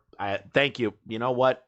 Had to think about it. Deal with shit by themselves and only by themselves. They deal with it with thought, not communication. Yeah, but for a healthy relationship to work, you need to talk. In another leak, you can see Anisa talking about how Ian would never defend her, but her crush, Chris Raygun, definitely would. Lol, yeah, somehow. You think Ian is the main boss? Even though Ian would never publicly defend me, even if you threw acid on his skinned alive body. Maybe, but he's probably too pussy. Anisa. This is where you break up with them. This is where you break up with them. Break up, break up, break up. But, you know, this is me talking to the iDubbbz of the past. The one that apparently had a fucking is the final boss of this game. And Chris would stick up for me, sure, but like, Anisa would even reveal personal details about her relationship with iDubbbz, like the time he peed on her in the shower. I showered with Ian when he was here and he peed on my leg and thought it was funny. Very cool. I definitely wanted to know that. If Anisa wasn't discussing her relationship, then she would be talking about how her content sucks and she knows it. The more I upload, the more subs I lose. Sub glitch all over again. Nah, I think that people are just watching and unsubbing. I blame YouTube. Nah, it's me. It has to be me. I'm not gross. Yes, because you're an annoying piece of shit, and the only good thing that you have are your tits, and you got rid of them. So, like, what did you expect to happen? It's the opposite after a month of consistent uploads. That's a clear sign I need to go back to school or get it. I know it was back in 2017 before she had the tits, but she tried to transition from not being a titty streamer anymore. Like, what did you expect? You need to go through. If you're going to make a drastic change, you have to realize that the people that are originally subbed to you aren't going to watch your new shit. Do it on a different channel. Job. There's also a leak that shows Anisa talking about her ethnicity. She claims that she's 50% Irish, 25% Italian, and only 8% Arab. While this I want to like really emphasize that with you guys real quick. Let me just bring this back. Okay. 8% Arab. I know I've said it a billion times. I know other people have said it a billion times. But the fact that Ian turns around and goes, well, Anisa's 50% Irish and 50% Lebanese. She understands what the Israeli propaganda is and the culture of oppression. I'm sorry. Did Anisa grow up in Ireland? Did she grow up during the IRA car bombings and the occupation of Ireland by the British? Did she grow up during the time frame in which the British overtook those lands? No? Did she grow up in Lebanon, where there are constant massacres and Israel is bombing that place constantly whenever they get the chance? Was Anisa grown up in that? No? Oh, wait, where did she live again? Canada. like, I can't believe with this screenshot that is out there, iDubbbz had the balls to say she's 50% Lebanese. While this seems like a strange and trivial thing to mention, this actually is important to note because in the current day and age, Anisa cosplays as a Muslim for political browning points, even though she's only 8%. Wait, what am I reading? Did you see the latest humiliation ritual by Ian? He apologized to someone in his chat for daring to find a bi funny. What? I'm sorry. I'm rereading your comment like 3 times right now, and I am just completely confused by what the hell is being told to me right now. He had to apologize for liking a comedian that a chatter considers biphobic. Holy fuck, dude. Holy fuck. What world do we live in, man? Like, what the hell's happening here? Thank you for the 10, Teddy. Anisa had to deal with the potato famine. Yeah. She had to go out in those bread lines and pray to God that there weren't any rotten potatoes in Ireland, bro. How did the marriage between you and Leon go? Terrible. Leon, like, beat the guy to death. I can get you the link, Chris, just saying the video is real. All right. You're going to get me the link. Arab, and she renounced her standard mod. You'll be removed after her faith in 2020. Telling my Have I voted in Smokey MCC's Lolcow Awards yet? No, I keep forgetting. I have to do that today. When I get off stream today, I'll do that because I do like to vote in that poll, because their Lolcow Award series is great. Dad, that I'm not Muslim, was probably the hardest thing that I've ever done in my whole entire life. At 16 years old, I sat my dad down and I had a talk with him, basically telling him that I no longer wanted to be a part of Islam. I didn't want to be Muslim anymore, and I just wanted to be agnostic or spiritual. I don't really know what the word is, and he did not take it fantastic. Anisa's Discord echo chamber of simps will never actually criticize her, so that's why she feels so safe divulging all of this personal. Okay, hear me out. Ian needs to win Lolcow of the Year. Not from Smokey, but like also on the farms, all right? The sheer fact that Ricada should be like the #1 Lolcow this year is insulting to me. I understand Ricada's a piece of shit. I understand that Ricada gave his kid fucking cocaine. I understand Ricada was in a polycule where he had Aaron Imholt eat cum off his back or whatever the fuck that situation was. But like, there's something so much funnier about like iDubbbz, right? There's no kids involved. There's no like breaking up a family involved. Like, it's just pure funny. That's why I like Ian more. That's why I want Ian to win Lolcow of the Year. Okay, petition for you to vote for Ian. Information to them. Thankfully, all of these Discord leaks would be archived on the Kiwi Farms after Anisa's Reddit page was taken down. In 2018, Anisa, for some wild reason, agreed to debate the controversial YouTuber known as Vegan Gains on the topic of veganism. Vegan Gains is a vegan content creator, if that's not obvious enough, and he gained popularity for his debates and mockery of non-vegan online personalities. He is also known for saying some truly insane things. I fucking hate children. They literally make me sick. When I see babies in a commercial, I start to gag and almost throw up, and I have to look away and mute it. And when I see babies in a stroller, especially when they're crying, I just want to put my foot through the fucking thing and step on. Oh yeah, she lost the Vegan Gains. She lost the Vegan Gains hard. Like, Vegan Gains apparently made her quote of this. I think there's like a genuine quote of this. I don't have it on me, but I'm confident that she said this at one point. That Vegan Gains was the one that taught her that her take involving the Holocaust was wrong. It was something along those lines. It's like, I remember distinctly that Vegan Gains, she said that Vegan Gains like changed her mindset on like something retarded that she said. Thank you for the 10, Teddy. iDubbbz is the better Lolcow because his story is way more interesting. His Lolcows is funnier. I agree. It's all the CTE, dude. It's all the CTE. Bought it until it's nothing but blood and pulp on the fucking pavement! This is not the version of Vegan Gains that Anisa debated, though. Instead, he was mostly calm and collected. He presented his arguments clearly and backed them up with studies and evidence. Anisa, on the other hand, was not nearly as prepared. She relied on her pre-existing knowledge of veganism and mostly argued based off her personal feelings to try and debunk what Vegan Gains was saying. I feel like, because I feel like I feel like I've been told, but I feel like I don't know. I just feel like it, but I feel like a lot of the shit because I feel like This conversation surprisingly lasted almost 3 hours before Anisa would get frustrated and rage quit the call. Dude, I couldn't imagine doing 3 hours of listening to Anisa. 3 hours? Oh my god, that's just that's worse than Vietnam vets went through in the PWO camps in Vietnam, in my opinion. Okay, that's a little dramatic. She claims Vegan Gains was speaking aggressively towards her throughout this debate, but I watched a decent chunk of it and he really wasn't. I get it. We have different opinions. It's not going to change. Clearly, I'm too stupid to understand what you're saying. Yes. Yes. Like I'm just fully. You're not too stupid. Like, we're good. At the 8-minute 10-second mark. All right. What is this? I don't know which one to watch. Oh, dude, is he literally just playing like copyrighted music? Why is he playing David Bowie? I'm like actually annoyed by that. Hasn't been I haven't seen any of that myself. Well, anyway. Wait, what? What is he? Comedy, and it hasn't been I haven't seen any of that myself. Well, anyway. The buy question aside, we'll look at some of the comedy right now. It's not just that joke, it's shit he said in interviews. I'm sorry, Scribble and Dibbles. We don't want it to be genuinely, I don't want it to be that combative. Yeah, dude, what the fuck? He's talking about a comedian. So in an interview, who gives a fuck? Oh my god, Ian, why? Why are you being bullied by your audience? Look, I think you're getting upset. He plays copyrighted music to avoid getting reacted to, I think. That's a potentiality. But here's the other thing, Shinji. Didn't he also say that he wanted like commentary channels to clip him so the next 3 to 5 months or something? Like, didn't he want that? Isn't that a very cowardly move? You know what I mean? Set and a little too emotionally invested into this. And I'm just really tired. Like, that's Okay, well, look, when you're complaining that I'm pointing out logical fallacies that you're making, that sounds to me like you're uncomfortable with me actually making arguments. We're good. I'm so at that point. If this is your view of winning, which is talking very aggressively for a period of time, very confident. I'm so sorry. Aggressively? That is the nicest. If you know anything about vegan gains, that is maybe the most mannered temper vegan gains the best from these clips alone. It's just being like, you know, you're just dumb and like you're just wrong and you're working on like emotional reasoning. You're not actually working in logic. And she's just like, you're yelling at me. You're yelling at me. You're yelling at me. Just like how Mike hugged me and I tried to accuse him of sexual assault. Yeah, right. Totally, Anisa. You've won, man. Like, I've made arguments.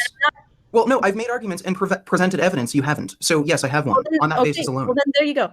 Okay, so you agree that you don't have any evidence for your claims and your arguments are completely logically inconsistent? Look, if you don't agree on that. What is that Wiggler? The Wiggler is just shooting innocent people.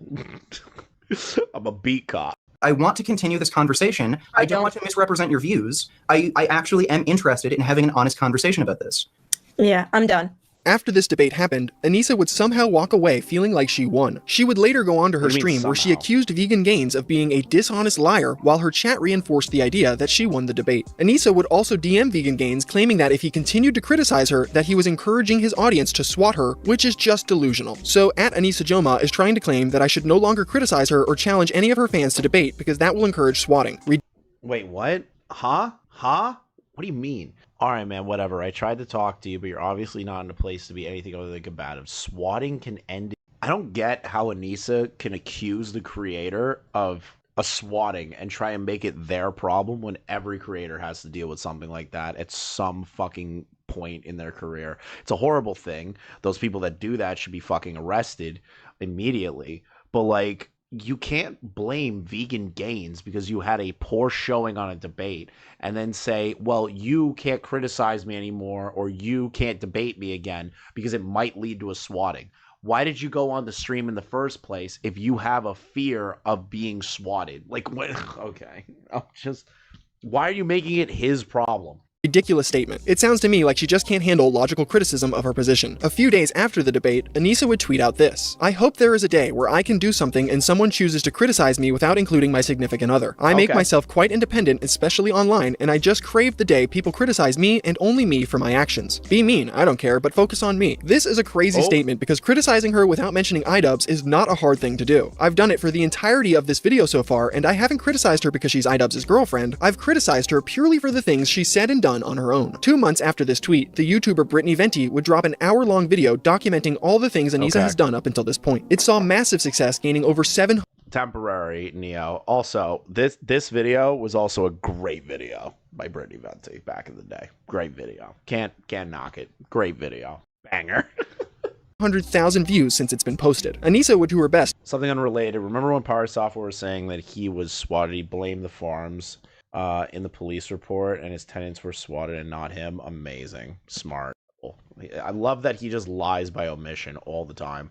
To avoid talking about this at all cost. She already knew her streaming career was dying, and this video exposing her only drove home that point. I already showed you in her Discord messages she was complaining about her channel stats and people not being interested in her. It got to the point by the end of 2018, she was crying on stream over the fact that nobody wants to watch her anymore. I think that over the years, you guys, like, some of you guys have been here for so long, so. Dude, how do you get to this point where you're crying on camera that people won't watch you anymore? Like, if my viewership tanked, right? Like, I let this month go. I know I got November, right? But I'm not crying. I'm not crying. And even if I did lose the viewership that I have now, and I had 10 viewers, and I didn't feel like doing it anymore, I just don't do it. This is a godsend that we're even able to do it in the first place. And if it doesn't work out, it doesn't work out. That's the luck of the draw.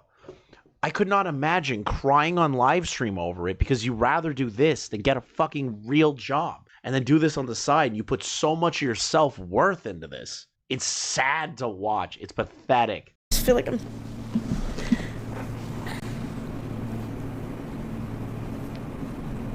talking to people who care, so sorry, I'm getting gay. I'm crying in dog makeup. Come on. I'm not crying in dog makeup. She really would be good for Lolcow Live. I hate that show. I hate that show so much. I hate everything about it. Be a fucking star on that show. If her and Boogie were on the same fucking show together, oh my God. The Victim Olympics game that they would have to play between each other to try and one-up each other would be legendary. Legendary. So stupid. Anisa's numbers would only continue to fall going into 2019. By this point, she was struggling to maintain 100 viewers per stream, and she was constantly taking breaks to pursue other career paths like selling her poorly traced art on Etsy or becoming a popular TikToker. Anything but putting the fries in the bag, I guess. Anisa would concoct a plan towards the end of 2019 as a last-ditch effort to save her career. She would claim on her stream one night that her boyfriend iDubbbz was going to be paying for the boob job she was planning on getting soon. She would further explain that Ian is paying for this boob job as a birthday present, and she doesn't care what people she's not having sex with have to say about it. If you aren't familiar with this story, you might be wondering, Nick, how would a boob job save Anisa's career? Well, in 2020, just a few months after discussing this potential operation on stream, she would announce she is officially launching an OnlyFans. That's right, her final desperate attempt to maintain relevancy online was going to come from her selling naked pictures of herself to the small group of remaining simps that have stuck around for the last 5 years. The OnlyFans announcement would cause an online stir and become quite... I feel like that's where you, as a creator, need to step away. Is when you decide to make an OnlyFans. I feel that's where the death nail career is, that you're desperate enough for like the last few people in the audience that care about you to donate money to you in that manner. I think that's where before, if the words "I'm thinking of doing an OnlyFans" leaves your mouth, the next sentence should be, actually, that's crazy. I should just get a job and do content creation on the side. I shouldn't be posting my asshole for people to look at. Quite the controversy, not so much for Anisa, but for her significant other, iDubbbz. This would mark the moment where Anisa starts to burn Ian's career because she really has nothing left to burn of her own. And I've done my best to avoid talking about iDubbbz so far, as this video is not about him. However, going forward, he will be mentioned more often because Anisa's actions would begin to really start negatively affecting his career, most of the time worse than hers. Chris, the Asma DSP combo thoughts. I haven't seen it yet, but this is what I could gather from it and what I can guess. I'm gonna guess, okay? So rap conversation between DSP and Asmongold went. One, Asmongold fell for the Pignosis. He fell for all of DSP's bullshit. And had no real way to combat DSP's bullshit because he didn't watch any of the documentaries involving DSP's lies and misrepresentations and over exaggerations, and he kind of just shook his head along and was like, yeah, Phil, you're a real gamer. You've been on the platform for 15 plus years, Phil. Like, I swear to God, that's how the interview went. Am I wrong? I feel like I'm not wrong. I feel like I'm not wrong at all. I feel like that's exactly how it went. Yep, I knew it. I fucking knew it. I knew that interview was gonna be shit. I will still try my best to keep the focus mainly on Anisa though, because I do have an iDubbbz documentary re-releasing very soon that goes over in much greater detail the negative effects Anisa's actions have had on his career. After Anisa's OnlyFans announcement, iDubbbz was branded by most of the internet as a cuck or a simp. His first response was to jokingly respond to the simp allegations with this tweet: "I'm done, fuckers, I'm done. No more Mr. Nice Simp." If this was the only way Ian responded, it probably would have blown over after a few weeks, but he... See, this is the thing, right? This is the thing right here. Remember the donut operator thing? Remember the donut operator situation where donut operator told about how iDubbbz stopped being friends with him because he made a joke about like opening an OnlyFans like in the meat apron and shit like that. Remember? Does anyone remember that happened a few weeks ago? So Ian did the exact same thing donut operator did, made a joke on Twitter. And I agree with Nick. If iDubbbz just made that post and just left it there and made that joke just like donut operator did, nobody would care. Not a single person would bring it up to him. You probably have a couple of people that'll still try and bring it up, like one or two, maybe a max of 10 to 15 based on the audience size. But that's such a small amount of people to your main audience that you don't have to give a shit. You don't have to care. Donut operator doesn't get shit for his girlfriend having an OnlyFans because he understands what that gig is. It's selling photos to horny men online, and it's fucking weird. But if she wants to do it, he's going to respect what she wants to do, right? In Ian's case, instead of just letting it go and letting the joke speak on its own, he had to sit there with a red face in the beanie, looking like he's about to cry and defend his fucking wife. It is pathetic. He decided to drop a video after this that made everything 10 times worse. The video was titled Sex Workers, iDubbbz Complains, which was essentially him molding for 10 minutes about people criticizing him for having a girlfriend that does OnlyFans. iDubbbz goes off on some random 15-year-old on Twitter with sub 100 followers that was jokingly mocking him, and he takes shots at the YouTuber Atozi, who made comments like having an OnlyFans could potentially ruin future job opportunities, which most people would agree with. I don't get how Ian was going to combat that. I still don't to this day. When I sit here and I think about it, and I'm like, every person in the world knows OnlyFans, it will get fucking outed. And then if you're working a job, a lot of jobs don't like the fact that people work in the porn industry. That is a fact. And Ian trying to be like, oh, well, job opportunities might dry up. Yeah, the internet isn't forever in the context of content creation. You're gonna have a fall off. And if you have photos of your asshole out there, it's gonna be, and you're using your legal name to promote them, employers are going to find that very, very, very fast. That is not a crazy take from Atozi. I will never understand how iDubbbz tried to combat that.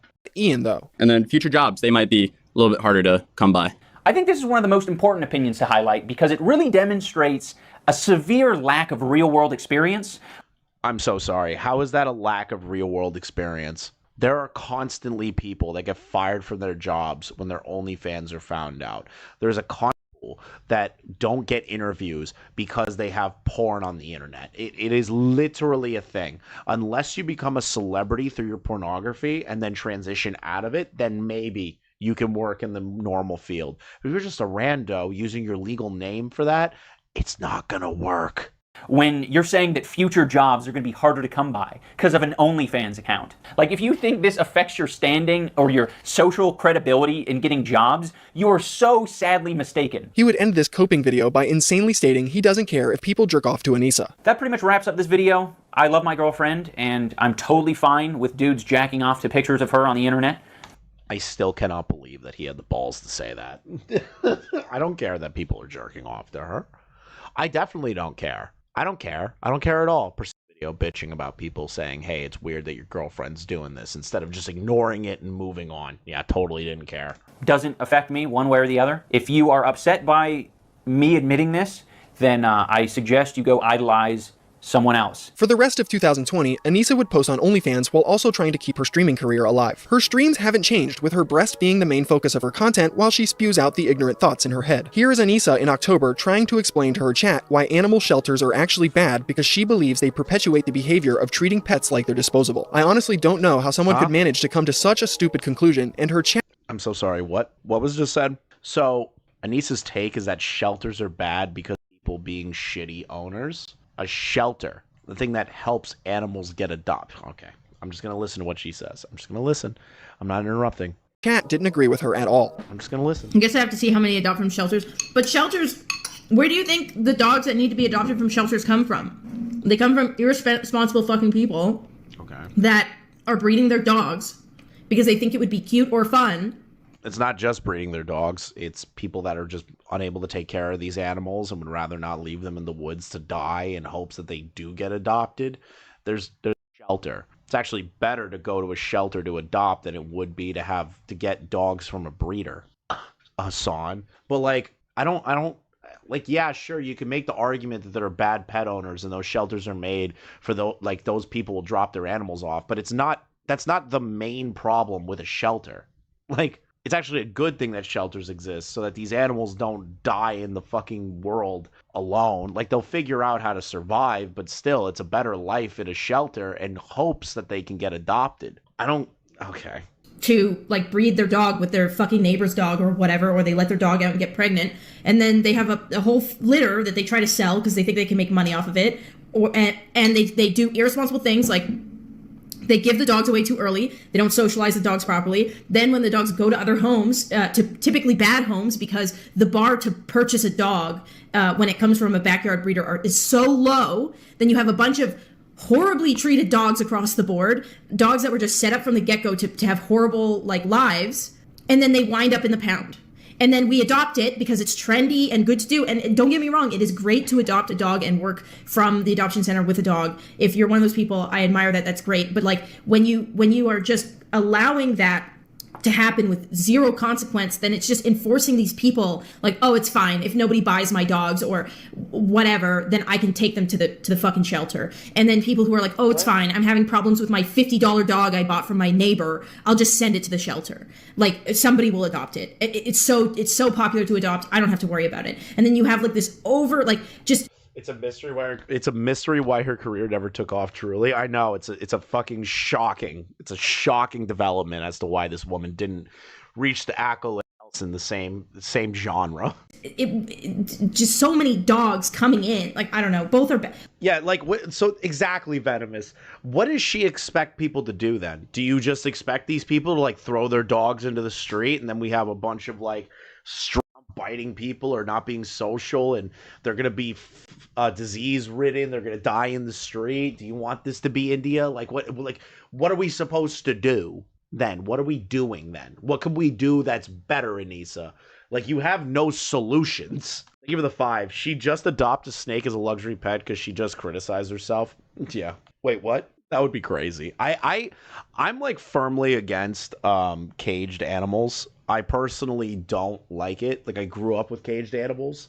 And I really just constantly let them out of their cages. Like, I'll let them like roam around most days, but I just always felt guilty about it. They lived the best lives ever. But it was just unfortunate. And I always felt guilty when they passed away.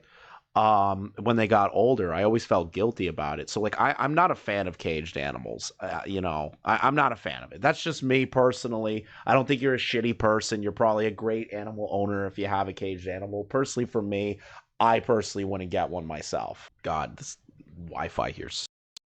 You should support both. You should support people who are doing their research and going to like reputable breeders that are responsibly breeding like once or twice a year, period. And only when they have enough demand on a list to be breeding, they're not overbreeding, versus and you should also support people that want. Why does my mic suck? I'm using a small mic because I'm streaming off of a laptop, guys.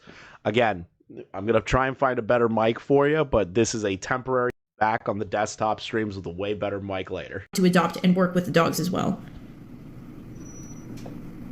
Fast forwarding to April 2021, Anisa and iDubbbz would get engaged. They would have a small Las Vegas wedding 2 months later in June, where the couple would be I'm so sorry. They did what? They had a Las Vegas wedding. I did not know that.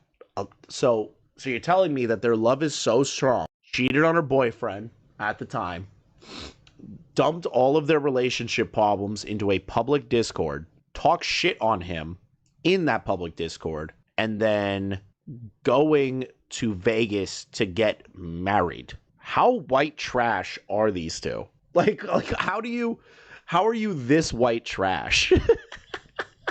Why would you do that? And they have an Elvis impersonator at the wedding. It cannot get...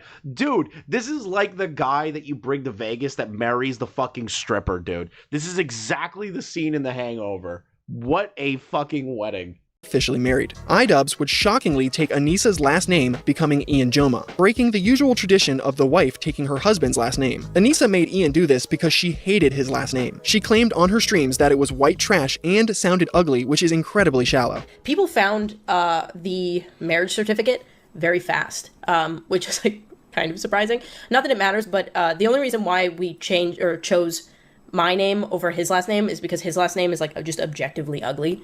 It's just like an ugly last name. Like Washburn sounds horrendous. Like Anisa Washburn definitely stormed the Capitol. That's how that went. But like, I feel like, I don't know.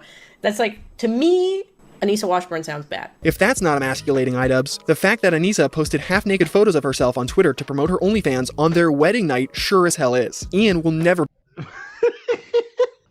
I've already heard the last name thing like 1,000 times, and it's like, how many times can I repeat myself? The whole idea of the OnlyFans photo shoot on their wedding night is something Imagine you're like, this is the happiest moment of my life. I'm finally marrying the woman of my dreams. This is my soulmate, the person that I'm going to stick with for the rest of my life through sickness and health. And then she's in the bathroom with one leg up on the fucking, one leg up on the sink. And she's spreading her asshole open, taking photos for dudes to jerk off on her wedding night. Oh my god. I would fucking divorce her right there. Or beat the cuck allegations. If you haven't figured it out by now, Anisa loves to humiliate her husband, and this is just one of the many examples. Another terrible decision Anisa started to contemplate around the same time as her wedding was if she should shave her head. No, that's not a joke, and just 1 month after her wedding, she went full Britney Spears and buzzed off all the hair on her head. She would insanely blame her choice to do this on her internet haters days later. And remember, with a little rusties and an insane amount of luck, you too can look like me. Anisa, I did not know that she shaved her head because of the quote-unquote hate she was getting. I didn't. That's actually impressive, Nick. I'm gonna keep a buck with you, dude. I did not know that. Imagine just trying to rip off Britney Spears. Yeah, literally, it's a scream. It's like a notice me move where it's like, I'm shaving my head because of all the trolls, and it's like, what are you doing? Like, what? You know, shaving your head makes the trolls happy because they find it funny that you look like an idiot. Like, how does that own anybody? How does that make you look normal in any retrospect? It doesn't. It makes you look crazy.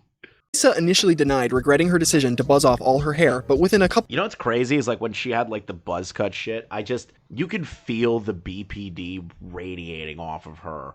Like if you were trapped in like Chernobyl. Like the BPD is so strong, it like affects things around it. It starts seeping into the ground. Couple months, she totally gave in. She would post things like this on her Instagram stories. The worst part of shaving your head is how long it takes to grow back. I go from loving it to hating it and being sad it won't be long for years, all in the span of a week. I know I'm the type of person who only learns by making the mistake myself, but damn, I'm having real sad boy hours right now. Sometimes I feel like I ruined everything. That last line is prophetic. Towards the end of 2021, Anisa would receive a DM from the YouTuber known as RiceGum. RiceGum was somebody iDubbbz made a content cop video on years prior. He sent Anisa a message challenging iDubbbz to a fight and stating that he fell off. Anisa would then show this message to her husband and convinced him to set up a legitimate boxing match. iDubbbz would go along with this and planned on throwing a whole event backed by a boxing promotion until RiceGum pulled out of this idea. This wouldn't stop the Jomhas from continuing forward with the idea of hosting a YouTuber boxing event, which were growing in popularity around this time because of other YouTubers like Jake Paul and KSI. Anisa and Ian would create what is known as Creator Clash. With YouTuber boxing events already being an established thing, the Jomhas decided to make their event for charity to stand out from the other popular promotions like Happy Punch or Misfits. The pair recruited 18 well-known YouTubers who were interested in the idea of boxing for charity. Ian would begin boxing training because he was going to be the main fight for the event, going up against the YouTuber Dr. Mike. Anisa would also train alongside Ian because she was supposed to fight the streamer Justa Minx as well, but she would end up dropping out after allegedly receiving a concussion during sparring. Anisa—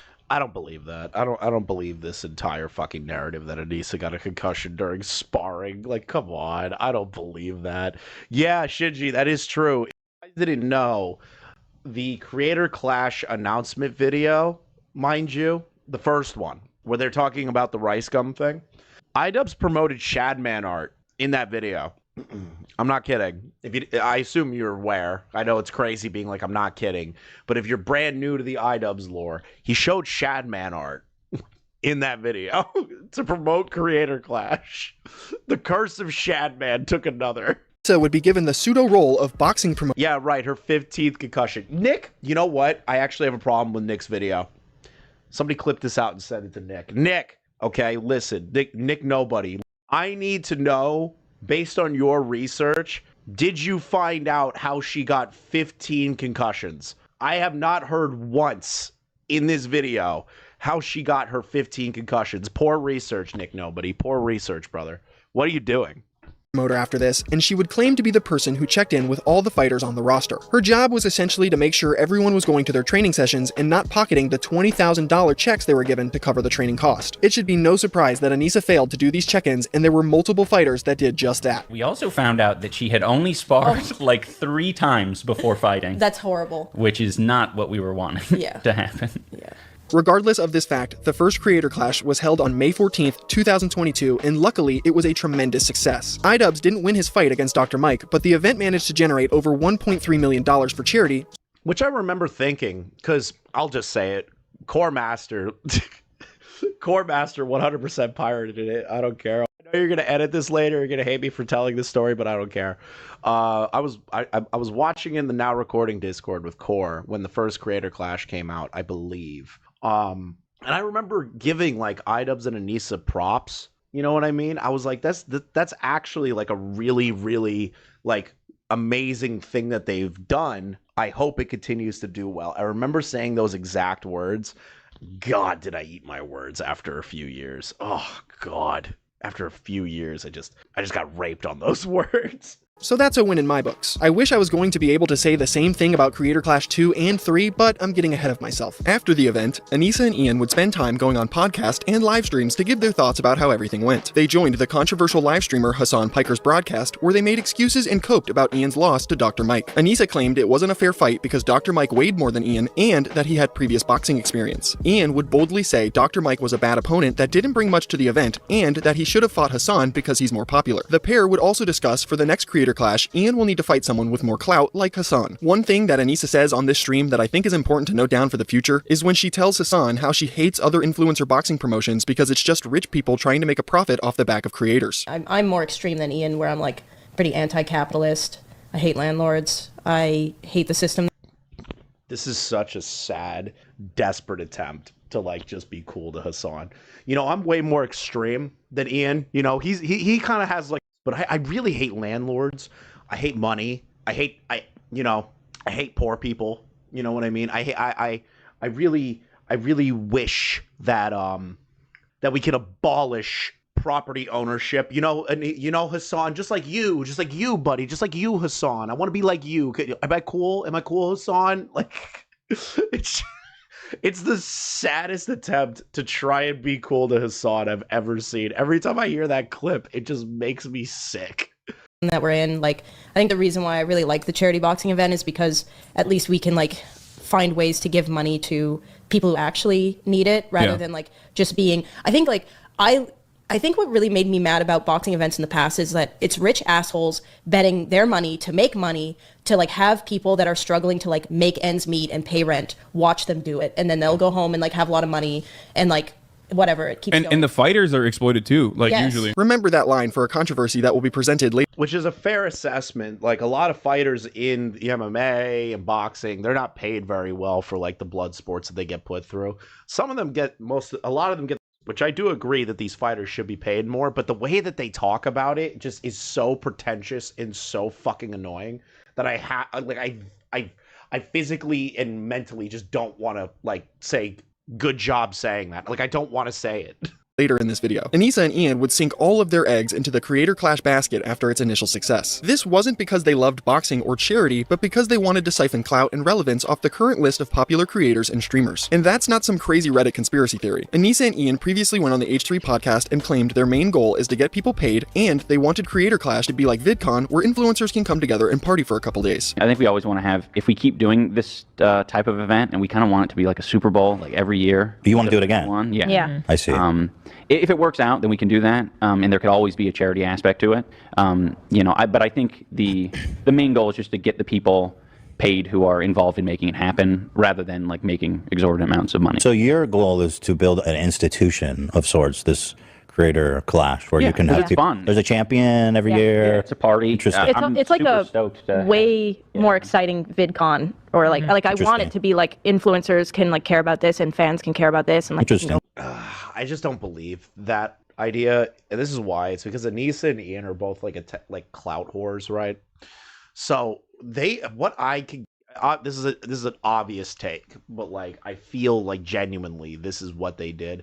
They were like, we want to do something unique, we want to do something cool, but we want people to know that we're the ones that did it, and we are the cool organizers, that people want to hang out with us, like how like Dan Clancy hangs out with Hassan. Like, we want to be the in-group cool people. So we made this event just for the rich and powerful people that we want to be friends with. That's how I believe the first Creator Clash went across. They probably didn't intend for that to happen, but that's what it ultimately was. You know, like, it's great that all that money got donated to charity, but Christ almighty. Watch it and have like a build up, like maybe parties before and like stuff like that. Yeah, because we've gone to like the last Jake Paul event, and it was crazy the amount of influencers that were there, excited to see it. They weren't all my cup of tea. Sure. But it was exciting. Everyone wanted to be there. It was fun. And I think if we can harness some of that, but have it be even more exciting, because all of our fighters are mystery fights. You don't know how it's going to go. And then you have this, charity element. It's just like a win all around. This line of thinking would ultimately cause the downfall of their...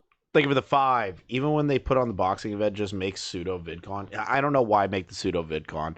It's because they really just wanted to get in with the bigger creators that they could before, because they were ashamed of like working with Max and Chad and Frank and George PewDiePie, and they were so desperate to break out of that sphere because they thought that's what the actual internet cares about. They think the actual internet like genuinely gives a fuck about people like Pokimane and Hassan and all these people, when it's literally the lowest common denominator people that don't fucking think for themselves. They just wanted to be a part of that. And it's sad.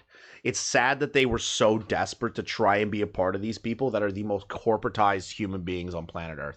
Thank you for the 20, Gaming Witch. Hope you've been doing well. Thank you. Their events. Anisa would continue to stream sporadically in between Creator Clash 1 and Creator Clash 2. It's around this time she would begin to start trying to assimilate into Twitch's left-wing political community. She started a podcast in 2023 with CaseyTron and Denims, who would both identify as left-wing streamers. Denims arguably being one of the largest on Twitch. This podcast was called The Take. Not the podcast. Nick, anything but the podcast. Don't make me watch this. Don't. I've done so much not to watch Denim's content. D shit involves Denims, and I'm not gonna lie, that's like 99% of the reason why I didn't cover the EHD stuff, because I didn't want to listen to this fucking whore speak. Oh my god. And it was honestly one of the most uninteresting things I've had to force myself to watch. In the first episode, the group explained that the podcast was created because they felt like there was a lack of female voices giving their opinions on what happens on Twitch. Within the first 5 minutes, these girls divulged that they have a private group chat together where Anisa sends paragraphs of text about her personal dramas. Like in our group chat, I'll be like, this shit's fucking annoying me. And I don't know, it's just been like a nice release to not just feel like I'm fucking crazy all the time. Yeah, I'm glad that we all agreed that that's how we were going to use it, because I was like, okay, is this going to be like a work group chat? And then like you guys were both like, no, this isn't. I'm like, yes, okay, good. I was so ready to unload. I feel bad because I send you guys like books on there. I'm just like fucking typing for like 10 minutes. I'll, like, send, like, a fucking... Dude, imagine. You're just like, I want to do a show with my friends. I want to do a show with these women, these powerful women in entertainment. Anisa Jomha, and you're Denims, and you're trapped in this group chat, and Anisa, instead of like doing anything that is like content related or coordination of the show or adding anything to the show, just post schizophrenic paragraphs about how they're depressed. Oh my god, I would just leave the group chat. I wouldn't do the damn show. It wouldn't even make it past one episode. I wouldn't even get it off the pilot ground. I'd be like, nope, you're not worth it. You're fucking annoying. You're not worth it. Thesis. But it's also interesting though, like Anisa will just like tell me some, like I'm like, holy shit, I didn't know that at all. Like Anisa will just tell me like some real like. Anisa then goes on a weird tangent about how she doesn't like her American neighbors because they're too friendly. She believes they're only friendly because they have an ulterior motive to eventually take advantage of her. And then she claims she's had a nightmare experience with her neighbors in all 3 of the homes she's lived. Sorry, Messiah. For the month, the face cam is down. It does not work well on this laptop, buddy. Sorry. Me and Ian have lived in 3 different houses over the past 7 years. Unfortunately, we had to move because we were doxxed out of one of them. But all 3, we had incredibly busybody neighbors that like wanted to talk to us and wanted to see what was up and wanted to like, kind of just get in our. You could tell it wasn't like, hey, I want to get to know you because we're neighbors. It was like, I want to like get in a position where if I need something in the future or you're doing something that I disagree with, I can like get in your shit. You know what I mean? Whereas like where I'm from, neighbors don't talk to each other, right? You're just kind of like, we're all existing and, if you need something, I'm here, but like we don't need to like get into it. But we've had nightmare experiences in all 3 houses that we've had with neighbors that just care a little bit too much.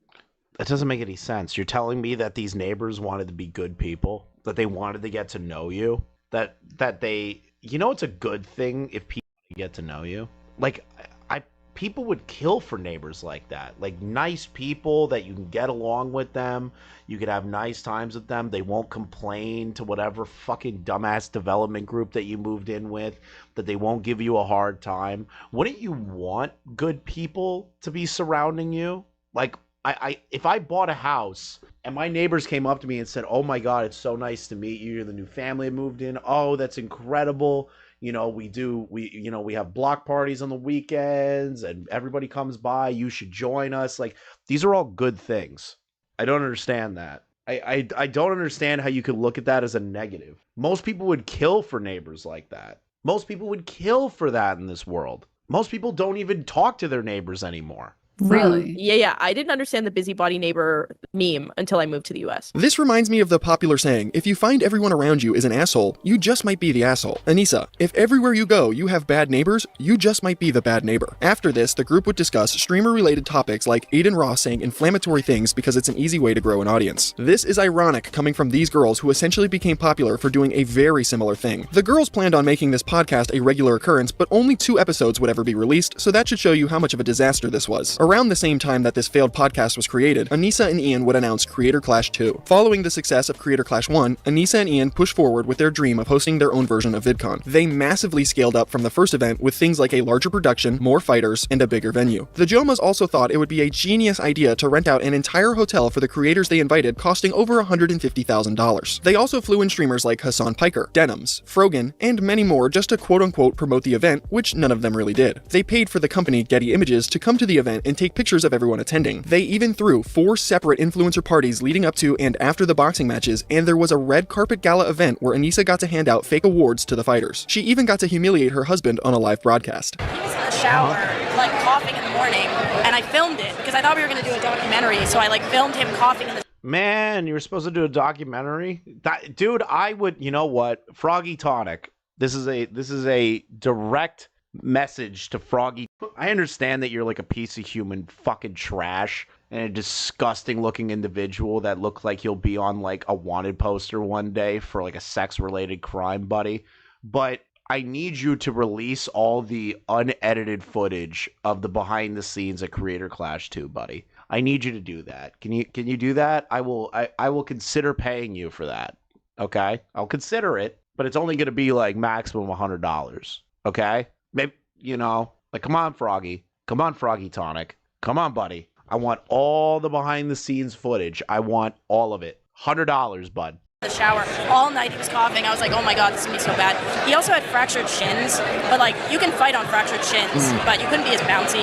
But we found out. People are going to be saying excuses, Yeah, I know, excuses for the fight from a year ago. Let me just add, he still would have lost to Dr. Mike even if he could breathe and didn't have fractured shins. No, that's valid. Because of all of this, Creator Clash 2 failed to generate a single penny for charity. The event actually ended up losing over $250,000, which directly came out of Anisa and Ian's pockets. Their ridiculous overspending on unnecessary things was the downfall of this event. The charity for children's cancer research didn't receive $1, but at least Anisa got to rub shoulders with influencers while a comedian who was paid $20,000 told his And while during all of this, after this, Anisa thought that there was a coordination campaign against them because we just hated Anisa and Ian. That's not what happened. You got hard and we kept learning more and more and more, Anisa. All right, you stupid bitch. Okay. bad jokes at her after party. There was also a massive drama between Anisa and one of the fighters before the event happened. This caused Creator Clash to receive a massive wave of negative publicity that contributed to its failure. One of the original fighters on the Creator Clash 2 card was Froggy Fresh. Froggy is a legacy YouTuber that is beloved by many and was easily one of the most anticipated fights on the lineup. He was also one of the biggest promoters of Creator Clash, going on different podcasts to promote the event and build hype around his fight. Unfortunately, he was the only one out of anybody besides Harley. Everyone forgets that, kinda, is that he was the only, other than Harley, that went out of his way to promote this event. He was literally the poster child of this event, and they got rid of him over a joke. Everyone tends to forget how influential Froggy was to the buildup of Creator Clash 2. The whole reason that people even cared that there was a Creator Clash 2 is because Froggy Fresh was in it. And I love that. I love that so much for them, is that they got rid of the one guy people gave a shit about.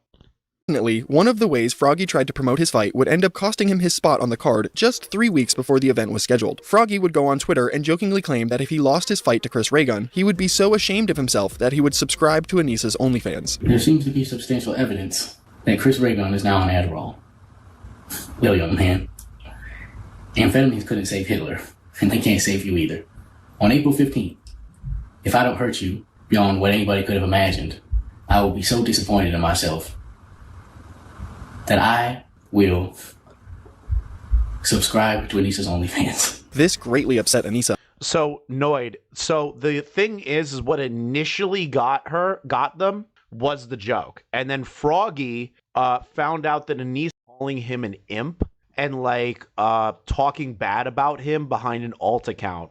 And Froggy quote tweeted the alt account and shit on the alt account and outed that it was Anisa's mom talking shit. And then Anisa and iDubbbz went retro on it and said, well, he's training with Sam Hyde. Everyone forgets that like there's a whole thing in between where Froggy makes the joke about Anisa's OnlyFans.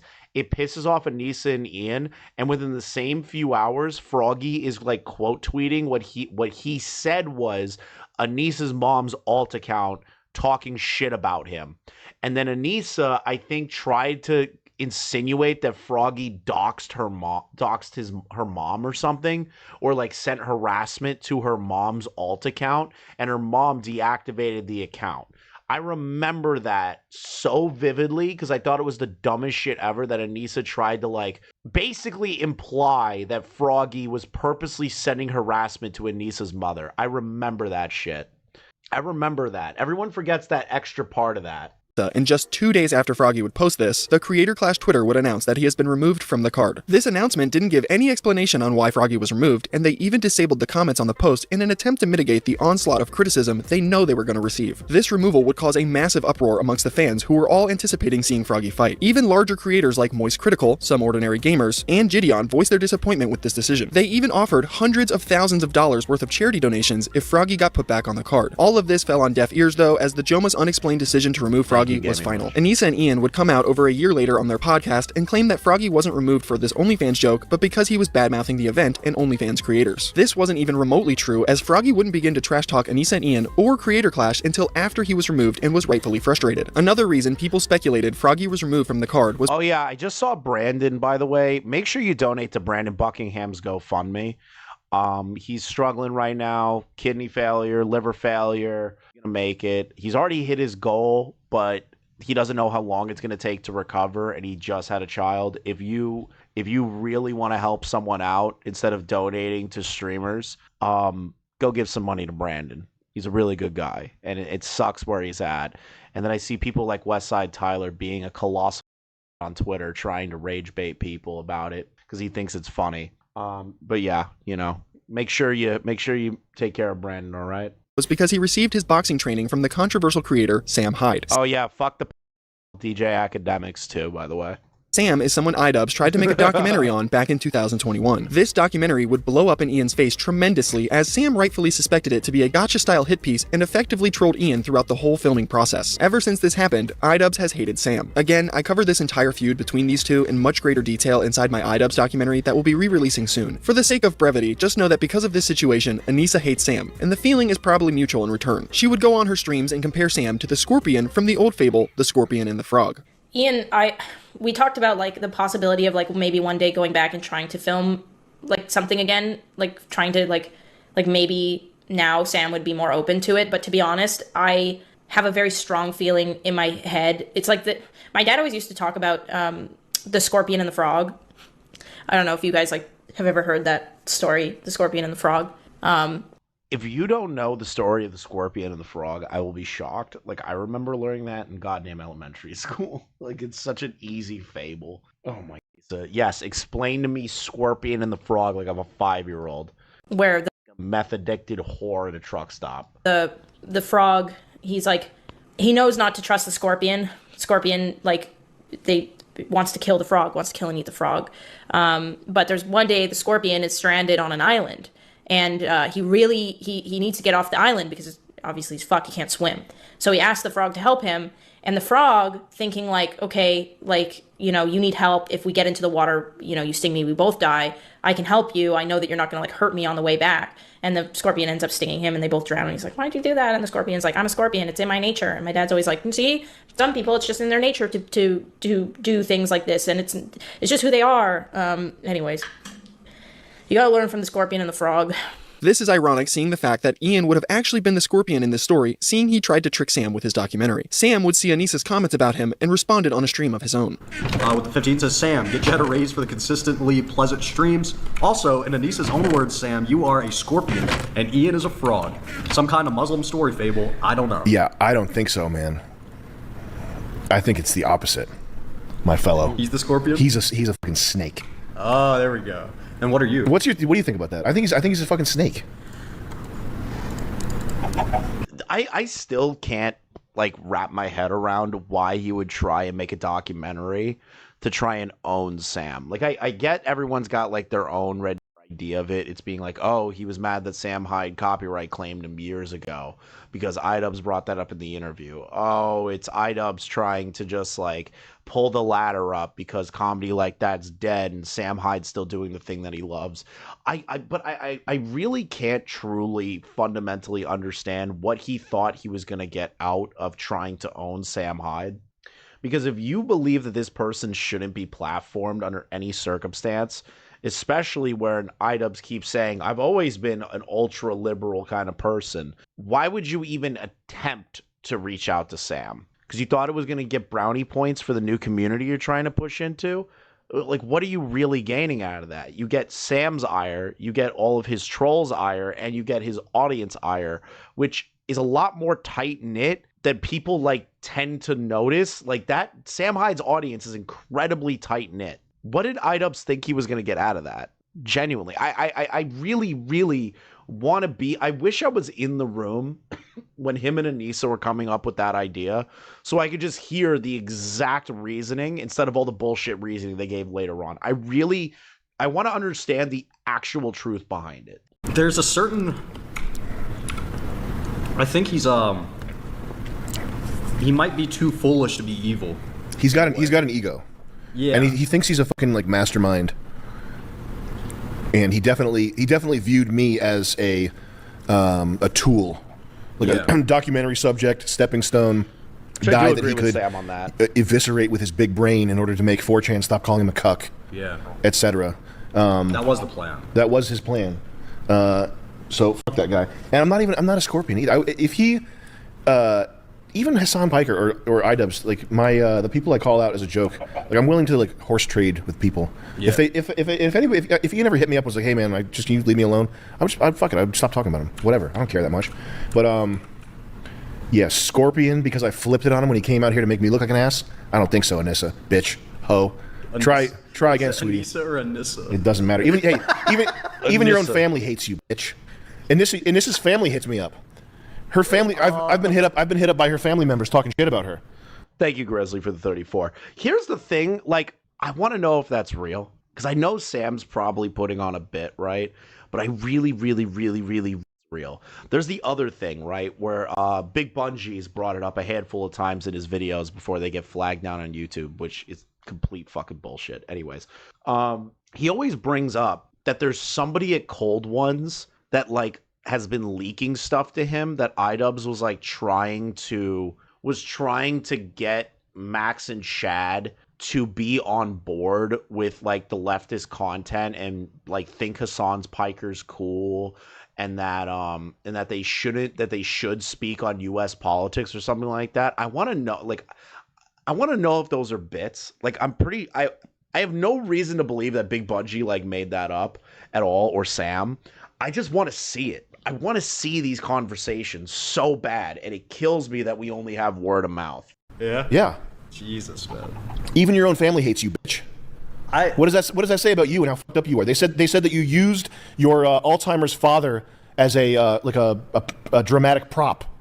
That's what Creator Clash 1 was for. It was for Alzheimer's or something like that. Yeah. And Anissa was up there like, I'm just so happy we could raise all this money for Alzheimer's. One of your own fucking family members hit me up and said you don't care that much about your father, and that your father, you have like a strained relationship or something, and that you don't care about Alzheimer's. So fuck you, bitch, hoe, slut. After the massive failure that was Creator Clash 2, iDubbbz would do a 24-hour live stream for charity to try... No, not this clip again. Oh, God, I've seen this clip so many times. I still remember seeing it live like it was yesterday. Just destroyed on live stream, and then she's just like, you always shit your pants. Like, you're poopy pants, man. No. Oh, God. Try and make up for not donating a dime through his event. On this stream, Anisa took the opportunity to humiliate Ian by letting his audience know that he has IBS and constantly shits himself. I just want to ask him if you've always been shitting your pants. No. Because since I've known you, you've always... You just hear the sadness. No, I don't shit my pants. I don't...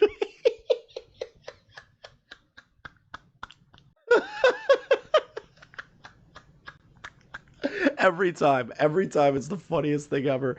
And then the best audio clip ever is when Idubbbz is like, I'm seeing Keffels like fight with the commentary guys and Nicholas Diorio. The greatest audio clip of all time.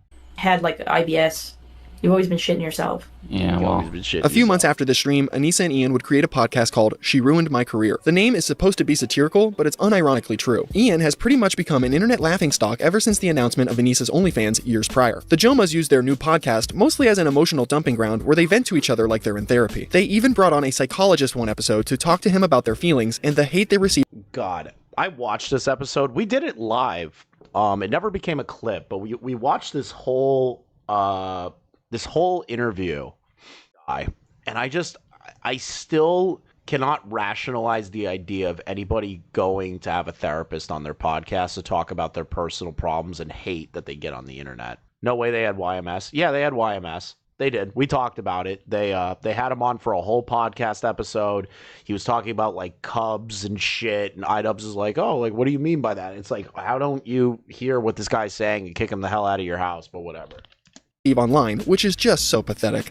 I can't imagine what the two of you went through, and I feel really bad for what you are going to continually. So how do you read every comment? That was my original question. So the thing is, and what makes me kind of sad about all of this is like, I wanted to get him to share more. Like as our relationship went on, I share a lot. He's wanted me to share less. I've wanted him to share more. We've started to meet in the middle. But as he shared more, he gets punished online for it. Do you read all the comments though? He does. Why do you have to have your personal life on the internet? Why is Anisa being like, Ian, you have to tell people, Ian, you have to let people in our lives more. Ian, why won't you talk about yourself on the internet more? Ian, it's like, why would you do that? What do you have to gain out of people like understanding your personal life? What is the point of that? Like, what do you gain out of it? You don't gain sympathy. You don't gain more viewers. You don't gain a tighter following. Like, you might be able to build some parasocial connections, but it's going to be like a very small amount of people, like incredibly small. There's nothing to gain out of telling your personal life to strangers and then forcing somebody that doesn't want to do it that causes them more anguish down the line. There's no point in that. None. Like, I can't rationalize a reason to do it in the first place. And it's fine. I won't say fine, but way better than me. I'm the problem. I think I would describe it kind of, she's described it a little bit like body dysmorphia, where it's like if you're looking yourself in the mirror for a little too long, you can get a little bit really down on yourself. You know, you read one negative comment, you're like, all right, let's find another one. Yeah. And you keep going. Yeah. It's weird. It definitely hurts, and I can get caught in that. I don't really know why they created this podcast. It certainly isn't paying the bills, which is something they might find themselves struggling to do soon, as they claimed on the H3 podcast they haven't made any money in the last 2 years. So, yeah, you mentioned you got to start earning money again. Are you guys not earning anything right now? No. Oh, boy. We have not earned money for the past 2 years, which makes taxes very easy. That's good. Nice. We love that. Easy taxes. I like looking at the bright side of things. By 2024, Anisa was desperate enough to try and start streaming again. This wouldn't last very long, with her only doing a handful of live streams before disappearing from Twitch once again. One of the last streams she did showcased an explosive meltdown triggered by the YouTuber BoBlax. Let me speak! BoBlax made a video after Creator Clash 2 failed to raise any money for charity, speculating on how much money the event really made. Nick Nobody's next video idea. BoBlax, perhaps, perchance? Maybe a Nick Nobody retrospective BoBlax video? And questioning where it all went. His theory was that fighters were paid more money than what was initially stated, and that Anisa... You know, this is the video that broke up Nick and BoBlax. BoBlax was like, how come you didn't give me credit? I made this video first. Why did you promote Daily Dose of Buckley? This video has ruined the Diorio BoBlax bridge. It's so stupid. It's so fucking stupid. Like, I can't. There's so many interconnected dramas that happened because of the Creator Clash drama. It's great. It just spiderwebbed out. And Ian took a paycheck for themselves as well, instead of donating their profits to charity like the year prior. Now, his assumption wasn't correct, as he failed to factor in all of the egregious overspending on things like parties that I mentioned earlier. I'm sorry, it's Willow now? What do you mean Willow? Who's Willow? Who the hell's Willow? Why am I being called a bigot? Huh? What do you mean BoBlax's name is now Willow? It's not Joshy anymore? So instead of the Josh E. lazy fucking name change that Boblags did, now we're changing it to Willow. Okay. Okay, dude, sure. But his video allegedly caused a lawyer to investigate the Jomha's financials surrounding Creator Clash 2, as they thought the Jomhas potentially pocketed the profits and defrauded charity. Anisa, for whatever reason, would decide to bring this fact up on her stream, leading to this insane meltdown where she claims commentary YouTubers We care because I just think that's hilarious. Have never worked real jobs in their lives. The lawyer used the YouTube video to say that this was proof that we were pocketing money. So the point that I was making with that clip that got taken out of context again, or like he just didn't understand what I was saying, is that we were in a shakedown lawsuit, and part of the reason why they thought that they could bark up our tree was because commentary YouTubers have no idea what it is to work a normal job, let alone put on a whole event, okay? You have no clue. You don't even know what it's like to clock in and have someone breathe down your neck. So don't tell me how much it costs. $100,000 does not even cost 1/4 of the broadcasting fees. Do you really think you should be in the hole for that, though? I feel like somebody that doesn't have a job, Anisa, would recognize being in the hole isn't really a good place. And then if you are aware of being in the hole, maybe do everything possible not to ruin the event in of itself and piss off a beehive of people that are going to make your life a living hell. Maybe, somebody with no job experience could probably look at that and go, you know what? I'm just going to let this all play out. We don't do anything. Froggy will get his face bashed in by Chris Raygun, hopefully. We can all just move on. Like why kick the hornet's nest then if it's so normal to be in the hole? So like, I don't know what crack these like commentary YouTubers are on, but I want some. Bitch, the last job that you worked was working at an ice cream store, I'm pretty sure. Like, you have not worked a real fucking job. It is a real job working for an ice cream store, but I'm talking about this job where you have to be professional and all that shit, working in a kitchen and stuff like that. You poured ice cream, all right? Like, you can't do the whole, like, you never worked a real job ever. It's like, buddy, like, the last job you did was pouring ice cream for people. Like, what fucking moral authority do you have to say what you're saying here? No, I know. This is going on. I love how I didn't wear makeup today. I look disgusting as shit. You look like a man. But this will go on every and I don't care. I don't care. I don't care anymore. Because even when we don't say something, they think we're saying something. Do you know what I mean? Oh, thanks, guys. Thank you. Yeah, they're gonna assume shit. So I'm so over it. Like, and I'm over them crying. They cry like they're the victims. Bro, you like made a video like with all these weird out of pocket assumptions, like just so out of pocket. Anisa's definitely watching all the Boblags coverage and loving it. Secretly, she's loving all the streams that we all made on Bob. I can guarantee you that she's been watching all the Boblags videos after what he did during Creator Clash 2. I guarantee it. I guarantee it. I don't know.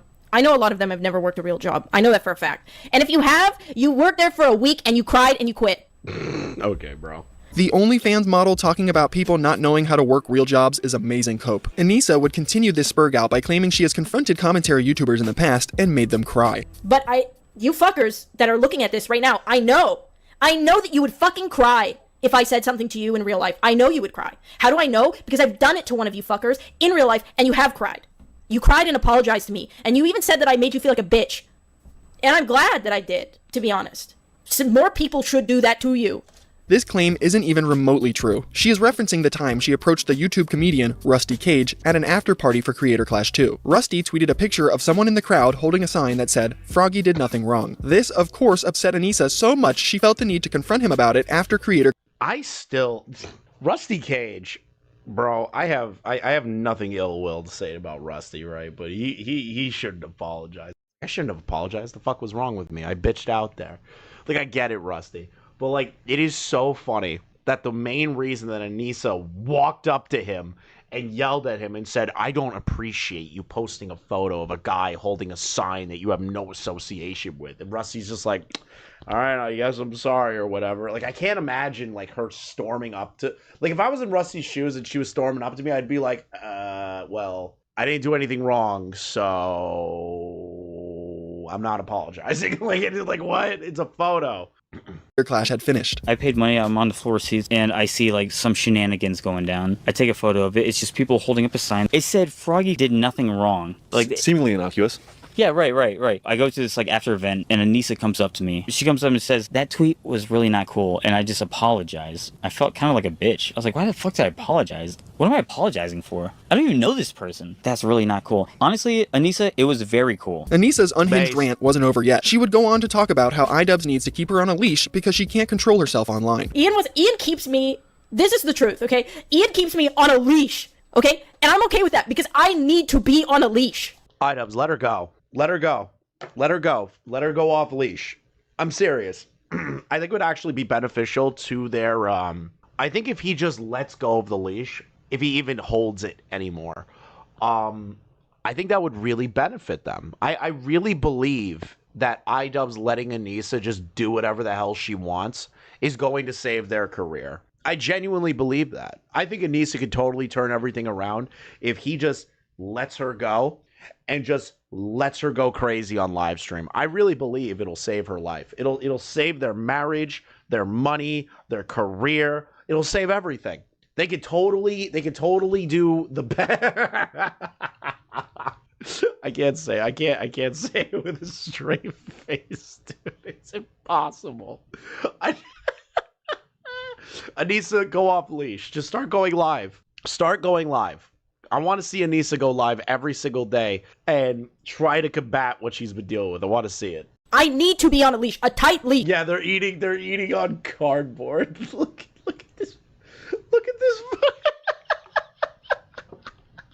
Look at this garbage, man.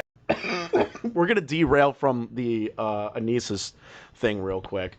Oh my god, that's funny. That's fucking funny. To be honest, because I am unhinged. I will just say shit. These clips would go viral amongst the commentary community. On one of Anisa's follow-up streams, she would attempt to retcon this meltdown by claiming she did it on purpose to get clipped and talked about. Anisa's pseudo-intellectualism strikes again. You know, it's interesting because when I did the rant that like got clipped and shared by like a bunch of people, I did that intentionally to be like ranty and interesting and eye-catching and like I did it with the intention of like getting it shared.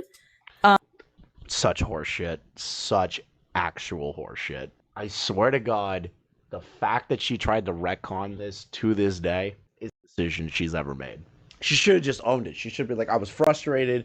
I was angry. You know, these people were making up lies about us and I just couldn't take it anymore and I snapped. Feel sorry for me. I feel like that would have went over way better than her trying to come back and go, oh, well,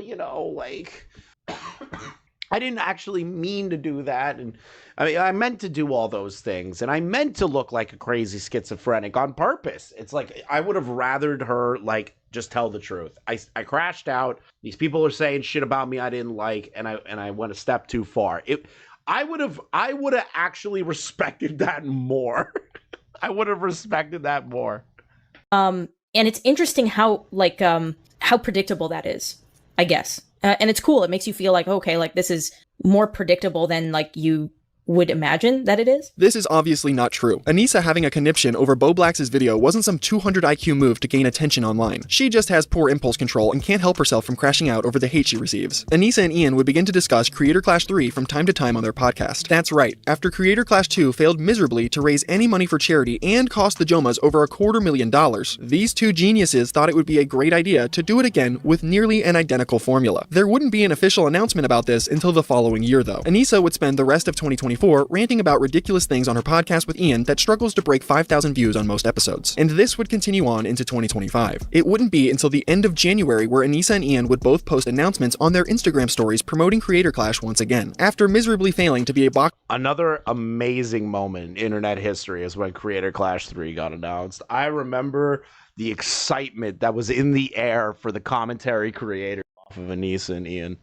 I remember the happiness that it brought me knowing that Creator Clash 3 was going to happen again.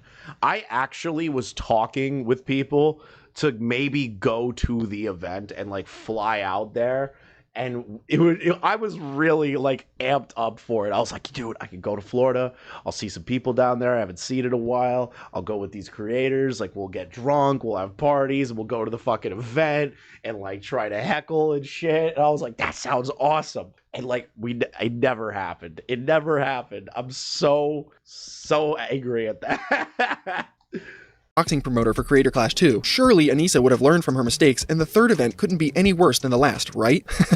Right? iDubbbz would drop a video officially announcing Creator Clash 3 on February 7th, 2025. I don't know how he or Anisa could possibly think doing this again was going to be a good idea after Creator Clash 2 promised 14 different charities donations and failed to raise a single penny. I think the main reason the Jomhas chose to attempt this event again was because they decided to remove the charity element and made it 100% for profit. The pair will still call this a charity event though, but that isn't true at all. They will even use its So Nick, I don't know if Nick brings this up as an argumentation point or at least like a documentarian point, right?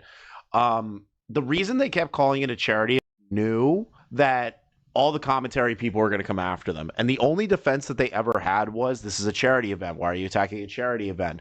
Like we were in the trenches those days, right? In the trenches talking about Creator Clash, and they constantly threw the charity bullshit in our face every chance that they got. That is the only reason why they continued to call it a charity event. It's because they wanted that barrier of looking like a sympathetic group rather than what they were, a greedy little shit group of people. Like, that's what they wanted. They wanted to be able to have that shield of still calling it a charity, knowing that it wasn't. False for charity aspect as a shield for criticism in the near future. Creator Clash 1 and 2 followed an identical donation model where all net profits from ticket sales and pay-per-view buys would directly be donated to charity in its entirety. Creator Clash 3 did not follow this model and dropped that previous element entirely. The ticket sales and pay-per-view buys generated from the event did not guarantee any money for charity now. This was not explicitly mentioned by Ian or Anisa, and you could really only find this information out by combing through their terms of service on the Creator Clash website. I clip chipped him. Yeah, I paused Andy Nick. I should have known. Nick, nobody's good at what he does. I should have known. I just brought it up. I was like, I don't know if he brings it up or not. Fair, Nick. Fair. You got me on that one. But I still think this is not a complete documentary, Nick, unless you find out how she got 15 concussions and didn't die. Okay? Okay, Nick? Okay? That is the one piece of research that I have not seen here. I don't see any evidence of the 15 concussions, Nick. The only way Creator Clash 3 attempts to raise money for charity this time is by attaching an external link to a GoFundMe-style page asking for donations for one specific charity now. Calling Creator Clash 3 a charity event is like calling McDonald's a charity restaurant because they have a donation box at the register for Ronald McDonald's charity. I just wanted to make that very clear because the Jomhas will go on to make fraudulent claims about this still being a charity event. In March, Anisa and Ian would begin to sour their relationship with Ian and Hila from the H3 podcast. These four have supposedly been friends for almost a decade, with Anisa and Ian being semi-regular guests on the H3 podcast. Ethan and Hila have stood by, defended, and promoted the Jomhas throughout all of their dramas they found themselves in over the last few years. They were also one of the largest supporters and promoters of Creator Clash 1 and 2, so the animosity building between the group came as a surprise to most. What caused the initial rift between the friends was the fact that Anisa was seemingly good friends with a former editor of Ian's who would regularly hate on Ethan and Hila online. The editor, Froggy Tonic, could be found on Twitter calling Hila a cunt, accusing Ethan of killing his dog, and suggesting that the pair don't properly take care of their kids. These sentiments are echoed throughout a snark community that has been built around hating Ethan Klein for the past few years. Anisa is also seemingly good friends with Denims, who uncritically reacted to false claims about Ethan's— It's not even seemingly, it's like they put a podcast together. She constantly talks about how great Denims is and like wants to be the next Denims. It's not seemingly, it's like attached at the hip. Like, I don't think people like truly understand like how engrossed the BreadTube people are. Like, here's an example, right? It's like the White Forest stuff, right? Like, they're all kind of colluding and collaborating with each other and having businesses on the side together that all just interconnect each other, and then they all have like dirt on each other, and at any point if one of them slips up, they will all drop that dirt. Look what happened with Xander Hall and White Forest, right? When Xander Hall got outed for the charity stuff, White Nervosa, came forward and like outed a bunch of shit about Xander Hall because he now no longer fits the mold of like what these group of people like. So they just dump everything about them. It's a weirdly incestuous group of people. children that eventually led to unjust calls to Child Protective Services against him. Ethan would see Anisa regularly interacting with Froggy Tonic and Denims online and eventually asked the Jomhas to publicly defend him, which they refused to do. Anisa and Ian would even go on their podcast and state they're not interested in getting involved in any of the drama surrounding Ethan. Ethan's upset with, I think, some of our connections, and we've tried to reach out to Ethan to talk privately. Basically, it just seems like we're at a bit of an impasse. So we want to stay out of the drama as much as possible. So here's where I knew it was absolute bullshit. Is the second he said, "I don't want to be involved in the drama," but brings up the drama unprompted. This is the part that aggravates me the most. Don't want to be involved with someone else's drama, you don't fucking say anything about it. You don't bring it up. You don't draw attention to it. If people bring it up to you, you say, well, that's their thing. And you just move on. Like, that's how I knew that Ian's just bullshitting here and that he knows everything about the drama and wants to be involved so bad. Like, it's obvious. If there are people around you having drama and it has nothing to do with you, and they're between people that you're cool with, the best thing to do in life is to just pull back and go, that's a problem between you two. You guys are your own people. You guys hash it out. I want nothing to do with it. It's literally the best thing to do, because you cannot get involved in those.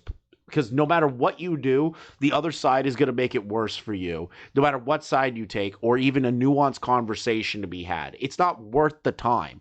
And iDubbbz and Anisa going on the podcast that they know people don't give a shit about them other than trolls and A-logs will clip that and put that out to piss off Ethan, I believe was a tactical move. I think it was tactical rather than like, oh, we genuinely don't want to be involved. I don't believe it. I don't fucking believe it. Possible. We don't want to pile on and add to anything. So this is our, lukewarm addressing of it. It's, we're always open to talk privately, especially. And we'll, the door's always open. Yeah, the door's always open. I want to really drive it home. We don't condone harassment of any kind. Don't condone harassment of any kind, but will justify the CPS calls later on. Nice. Real classy, guys. Harassment of any kind. Of any kind. Okay, period. Which is why we have not stuck our foot in any of this, because it is not productive. I don't think it's helpful. And these are real people who have real feelings. This would lead to Ethan denouncing his friendship with Anisa and Ian live on his podcast during the first week of March. So yeah, he's accused me of leaving pills on the floor. So I'm feeling at a point to defend myself against... Anyway, this guy was saying shit like that Hila's a Nazi, that she kills kids, that she went on she's a IDF baby killer, all this types of shit. And that's showing up right up on Anisa's and iDubbbz's feed. My good fucking friends who I stood by after all these fucking years can't find a spine to speak up. You know why? Because they'll get murdered for saying one goddamn fucking thing in our defense. Like, actually, Hila's not a baby killer. Actually, accusing Ethan of killing his dog is maybe too far, because they have mobilized such an insane harassment group that anybody who says any fucking thing, they will attempt to ruin their lives. And once again, I'm the crazy one. It's not bad enough that I have this group of people harassing me and everyone in my life. It's that people outside of this... Again, I'm going to say this 1,000 times about Ethan, right? And I really need to emphasize this.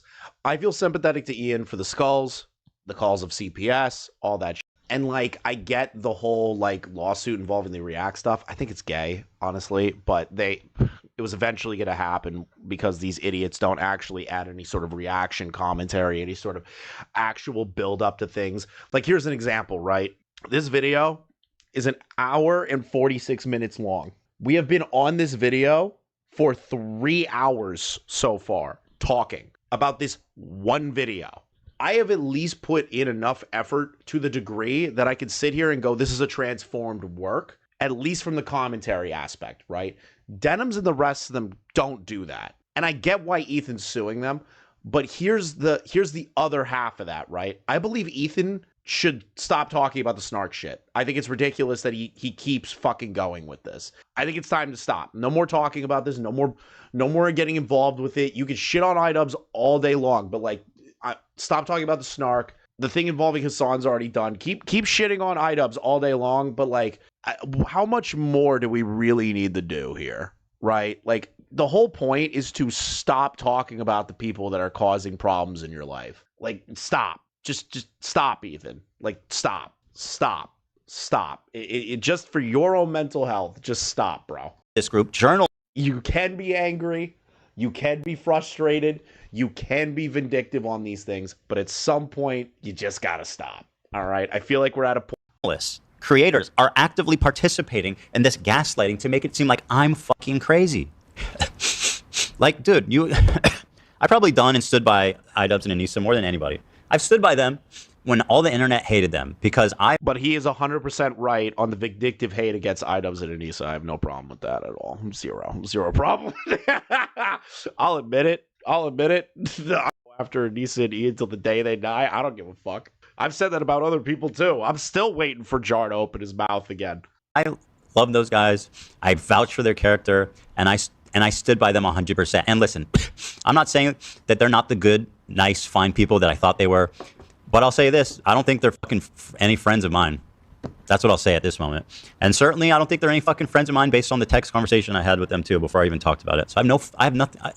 I don't need any fucking halfway friends, man. That's not what I need. Days later, Hila Klein would also have a message for Anisa. To circle back to what I was saying, Yeah. Anisa is a perfect example. She could tell those people, hey, you know what? That's too far. You should not say that. That's not okay. I've been to their house. Their house is clean. They treat their kids nice. I've seen them with their kids. She could say so much. And it would make her a little bit uncomfortable, right? It's not comfortable. She'll get a little bit of shit. Yeah, just for But saying that would be commendable.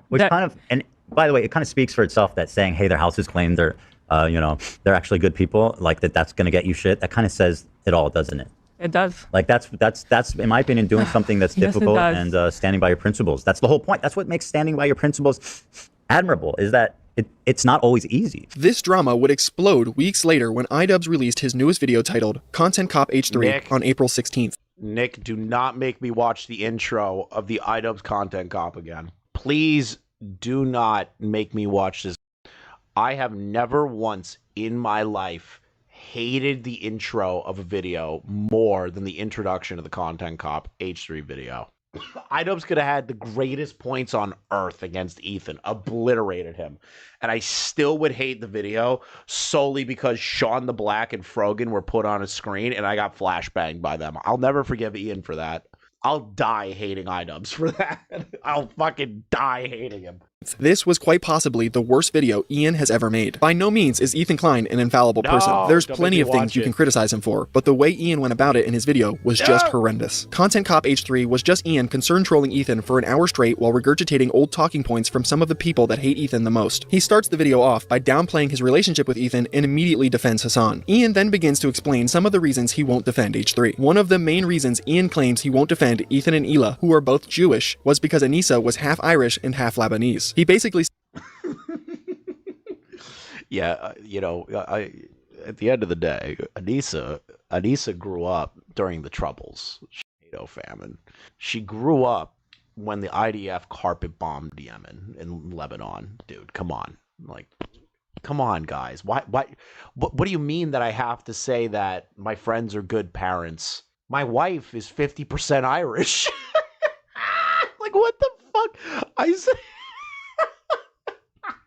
That's still the funniest fucking deflection in human history. What do you mean I have to say something nice about my friends being parents? What do you mean they technically got a form of swatting and I have to say something about it? My wife's 50% Irish. states that Anisa is well aware of the oppression her people faced from Israel, so of course they won't come to their defense. I'm not going to assume that Hila knows, but I'll say it for anyone who doesn't know. Anisa is half Lebanese and half Irish. For anyone unfamiliar, Liar, 8% Arab. The Irish have been on the receiving end of a lot of oppression and genocide. On the part of the Lebanese, they've received a lot of oppression and attacks from the IDF. So, cool. Does that mean Anisa's gone through all of that? Does that mean Anisa's lived through that? Does that mean Anisa has been to these places and have gone to the conflict area to actually be there, to see the devastation? Like, I get you can still feel sympathetic for those areas and those situations and feel the level of plight necessary as a human being. I get that. But Anisa acts and talks like she's lived that. And the way iDubbbz is talking about this is like Anisa has lived these experiences. She did not. Oh, Anisa is very well familiar with the propaganda and the shit coming out of Israel. Choosing now, out of all the times, to be like, please defend me. No, we're not gonna fucking defend you. This is just a delusional lie. Remember those Discord leaks? Anisa stated herself she is 8% Arab. That's not even close to 50%. At one point inside this content cop, Ian starts crying while visiting the same psychologist he had on his podcast with. Which was the best thing ever. When that clip, I didn't even see the video. I saw this exact screenshot first. Posted to Twitter for that cop. I was like, no way he cried during this. I was like, there's no shot. Like, dude, you're gonna make a video criticizing a man going through a very hard time in his life, and then add that you are crying, and you try to have an empathetic moment with either be like, I understand what it's like to have people on the internet treat you like shit, but proceed to do the exact opposite of all that and be a complete piece of shit to your friend, and not do what a normal human would do and just say, hey, like, I've met his I've met his kids, his house is fine, like, he's a good dad. Okay. With Anisa. He cries about his relationship and the harassment he and Anisa face online while projecting about Ethan and Hila. I also see the dynamic of Ethan and Hila. It's really hard to be a couple online and see people attacking your partner, and it's like, okay, like, if you come to their defense, if that doesn't always help them, right? Sometimes that makes it worse for them. This is definitely a very, very brief description of iDubbbz' video to try and avoid going on a 30-minute tangent that doesn't necessarily involve Anisa. Again, a much greater. It's even funny, the psychologist looks so disgusted at Ian. Yeah, didn't Ian like shit talk him in the content deputy because the guy said that he wouldn't lower the grade? Thank you for the 5, by the way, but like, didn't he shit on that therapist and be like, how come, like, fuck him?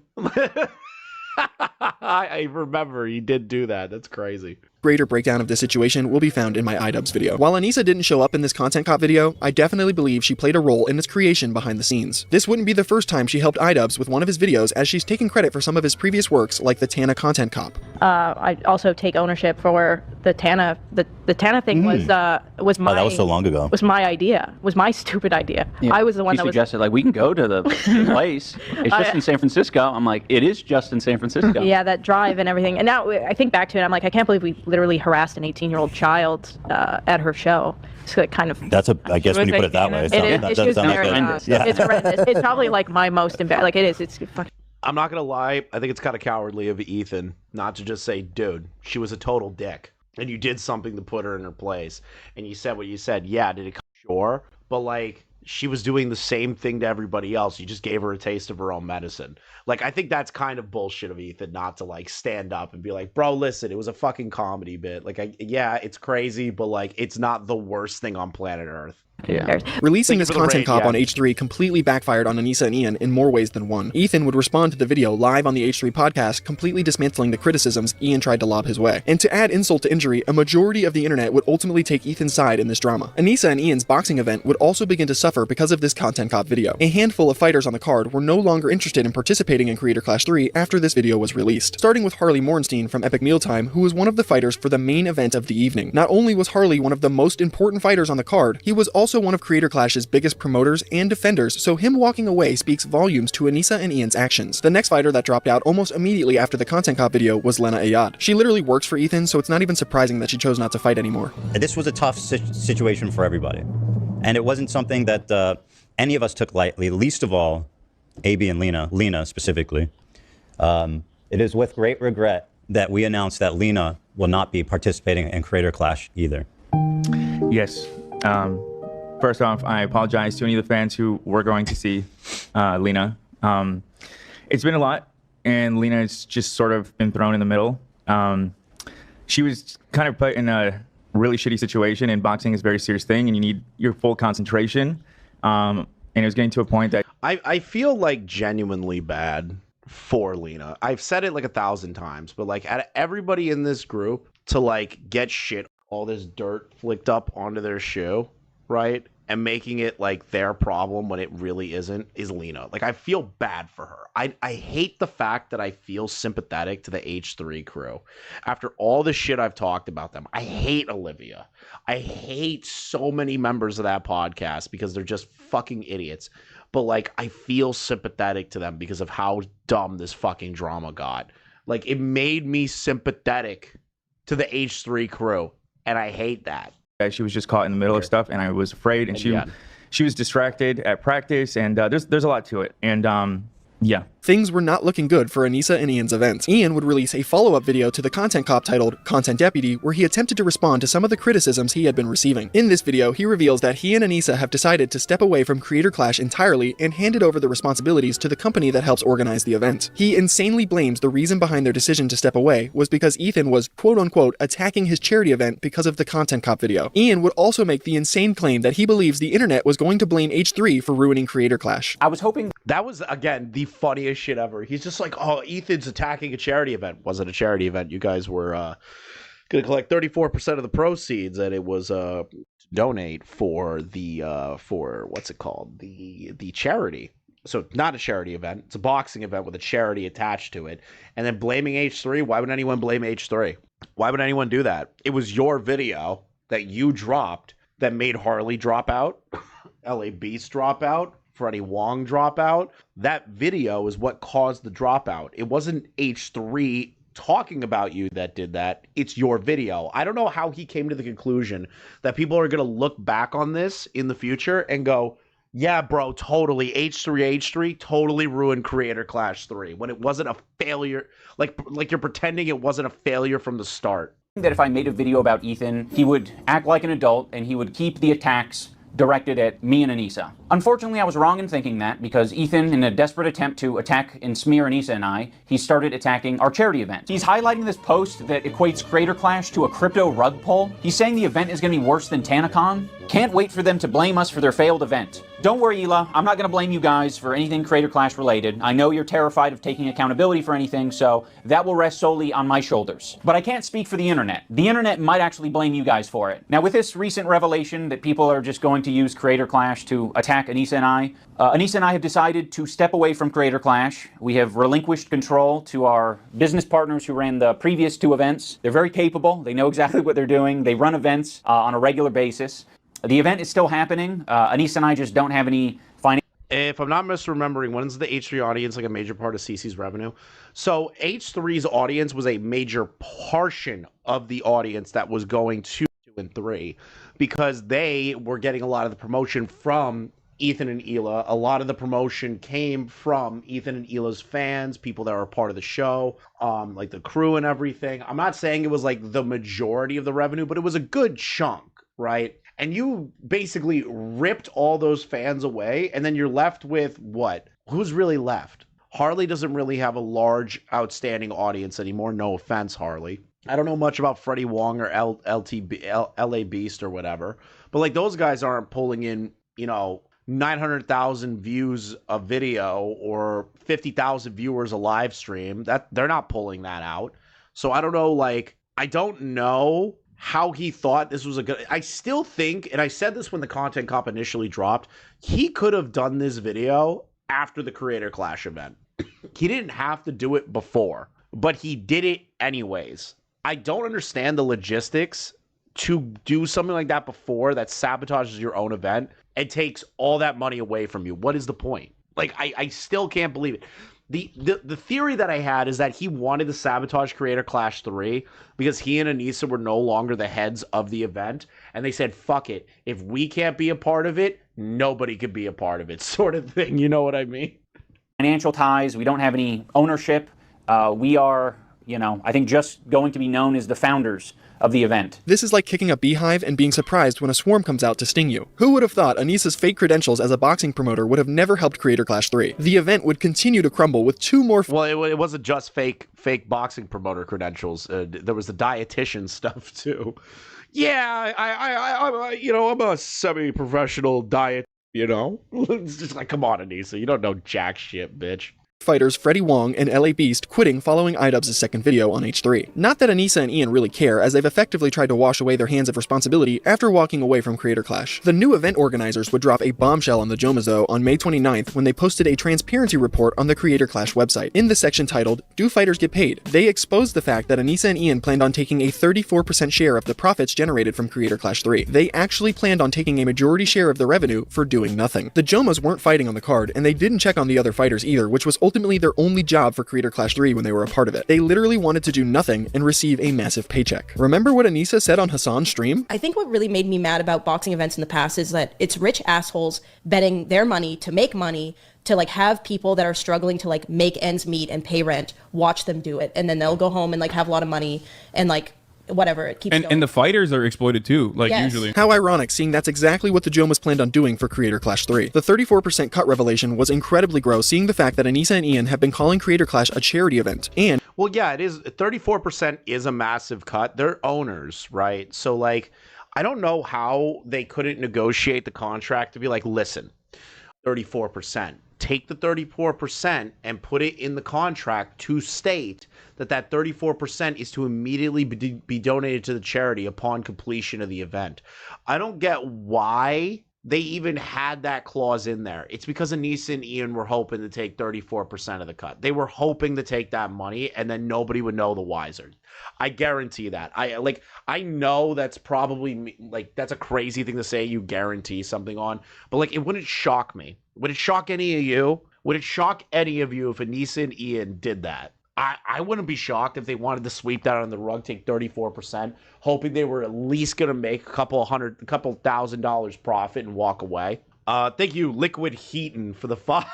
Liquid Heaton is crazy. I will never make fun of my friends for having no woman ever again. If this is what having one will do to you, Ian is worthless. Yeah, true. Little side of your noise gate clip starting it of your sentences. Sorry about that. And they used the fake charity aspect as a shield for criticism since the release of Content Cop H3. The L's for Anisa and Ian wouldn't stop coming either. Less than a week after they were exposed for trying to take a 34% cut of Creator Clash 3's profits, their former boxing coach Michael Briggs and his wife Kate would go on the H3 podcast to expose even more information about them. Yes, Kate. Kate could do no wrong. Kate could do no wrong. Kate is infallible. I'm kidding. That's a joke for when something happens, okay? For when something happens, that's a joke. Michael revealed things like Anisa having a crush on one of Ian's sparring partners and enjoying watching Ian get beaten up by him in training. She definitely had a big crush on one of the guys that would come in and spar with them, because anytime they would spar, she would just be super into it and watch every moment. And then, even if he would like beat Ian up, she'd be very into it. And then, I want to say that, I want to say that before. So Anisa never gave shout outs to Michael training Ian at all, but she put out the first video of Ian like getting hit, rocked in sparring when Ian was sparring with her crush. Yeah. They would even post a video showcasing Anisa watching Ian spar Gabe and immediately walking away once Ian starts sparring someone else. hey, watch out for a straight left or his hook. Dude, It's like that smile's crazy. shooting a Hold big on. Godzilla. Hold on. That smile, can we be real here? That smile is crazy. Aren't you supposed to be like concerned? You know what I mean? For your face. Are you supposed to be smiling that big when your husband gets rocked in the face like that? Are you supposed to be smiling that happily? I feel like that's a huge red flag. And the Godzilla doing nothing. Just knowing like It doesn't even look. we're screwed. Hey, dude, just expect that, right? I want to have attrition. Right? Like, quick second. One more round line, one more round game. You're doing good. Another thing Michael would tell Ethan was that Anisa and Ian knew Creator Clash 2 was $500,000 in debt 2 weeks before it was supposed to happen. The Jomas had the ability to cancel all of their parties in an attempt to scale back on spending, but instead ignorantly chose not to. I guess Anisa's red carpet gala where she got to rub shoulders with other influencers was too important to give up. Anisa already told us, she shared with us prior to CC2, like a month before, that they were negative, was it 500K already? Yeah, at the time. Whoa, hold on. Yeah, Say that again. They were negative 500K before the event. Yes. So going up to the event with the ticket sales and the PPV sales, when the event started, they knew they were down $500,000. Yes. Keep in mind that they moved to a bigger venue and they sold. Remember, Anisa said that it's totally normal to be in the hole on an event. I get it costs a lot of money for an event, right? But this is just me. If anyone's run an event before, you shouldn't be unnecessarily spending money on things that isn't going to make you that money back. You know what I mean? Do you think they were planning on selling CC3's IP off once it turned profits? So I don't know if I can confirm this. I only heard this through the grapevine, right? I'm not going to tell you like who told me. But there were people trying to buy the Creator Clash license during the Creator Clash 2 fiasco. Anisa briefly touched upon it, but I kind of know like exactly who was trying to buy it. And the IP, no matter what, is a good IP to have. Like, I understand that the public perception of the words Creator Clash is completely destroyed, but I ain't gonna lie. If somebody like, oh, I don't know, Jake Paul or KSI or the parent company of these people were trying to put on a huge event that everybody's been waiting on forever, right? Just hypothetically speaking, right? Wouldn't it be cool to have the event's IP be called Creator Clash? Just so that you could get more of the normie audience and the professional boxing audience a little bit more excited. I'm not saying anything, but like, you know, like maybe I think the IP is worth a lot of money if it's sold to the right people. Sold a lot of tickets. But before the event had started, they said we're fine. So the reason we found this out was because I wanted Ian to start doing 2 training sessions a day. And I said, Ian, you need to start doing 2-a-days. And he was like, why should I do 2-a-days? And I told him, I was like, Ian, you're not good at boxing, man. My brand is at stake. So you need to do 2-a-days. That's what pro boxers do. And so I told him. Wait, did you actually say that to him? Yeah, yes. And then I told him, I said, my brand is on the line. I said, you can go back to YouTube. My whole life is fighting and coaching fighters. And I'm like, so if you don't have a good performance, that's going to look bad on me. 2 weeks before the fight, I'm like, we need to do your 2-a-days. And I said, my brand is at stake. Well, he went and told Anisa that I told him my brand was at stake. So the next day she comes into the gym super mad. And she's like, our brand is at stake. We're $500,000 in the hole right now. I wish I knew that. I wish I knew that at that time. I think a lot of the fighters would have liked to have known that. I don't think none of them needed to be in the dark about that, you know? Yes, completely. Well, and that's the thing. They said you guys didn't promote enough, but they weren't honest about the fact that they were spending the money from the ticket sales. So this is the thing. I don't understand how Anisa and Ian can be upset at the fighters when they never did anything to force these people, right? Like, if you are paying these people a $20,000 stipend to join your event and they're excited to be a part of the event, if somebody truly cared about the event, they would promote it on their own, like Froggy Fresh. But these people got paid a stipend. You can't get mad if they are not promoting it if you do not tell them they are being forced to promote it. They're not just doing it out of the kindness of their heart. They're getting some kind of money out of it. It doesn't really benefit them unless you make it benefit them. And they did nothing to that. Nothing. They did not at any point genuinely tell these people, hey, you need to promote the event. This is a big event. The second one didn't do that well. We need you guys to really push promotion. And you guys need to upload to your YouTube channels. You need to make regular tweets about it. You got to at least post some fighting footage on Twitter, something. Like, wouldn't you as a business owner want to do that? Isn't that what you should do, right? If you're investing money into this, don't you want the people involved actually doing this shit? Yeah. On the hotel, on flying people in, on all these other things. So, just like, those decisions, the gala decisions were made while in the red. Yes. I have a question about that. So she was like, we're already down 500,000.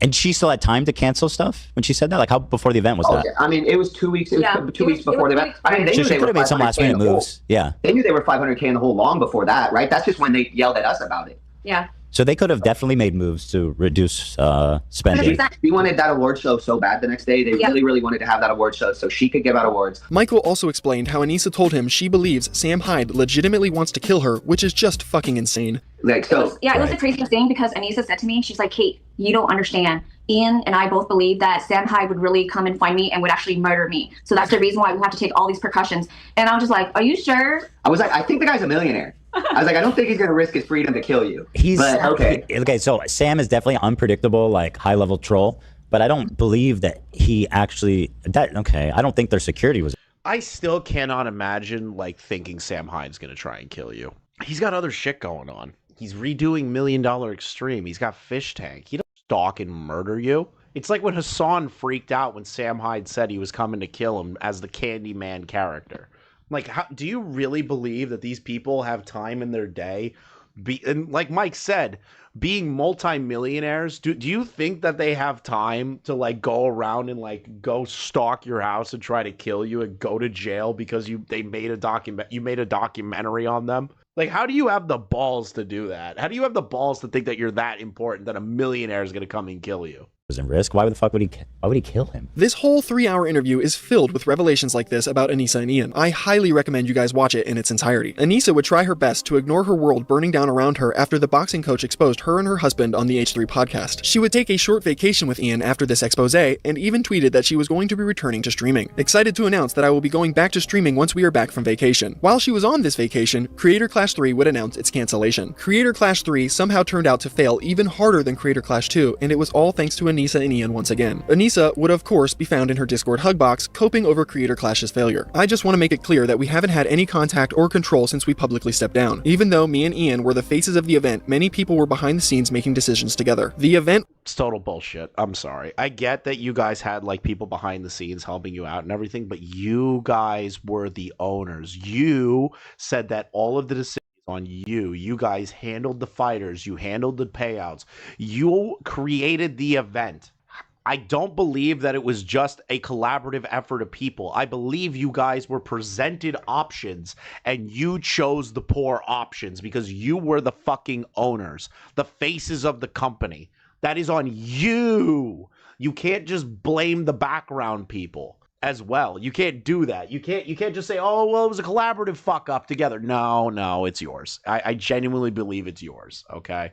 Wasn't doing well way before the content cop. A combo of many things contributed to that reality, including lack of promotion, influencer boxing being less popular, the economy, etc. I think what it... The economy. Lack of promotion. Well, that's your fault, Anisa, for not telling these people that they need... That's your fault, bitch. Maybe take some accountability on that end. And then the economy. Are you kidding? Yeah, costs a lot of money to do shit.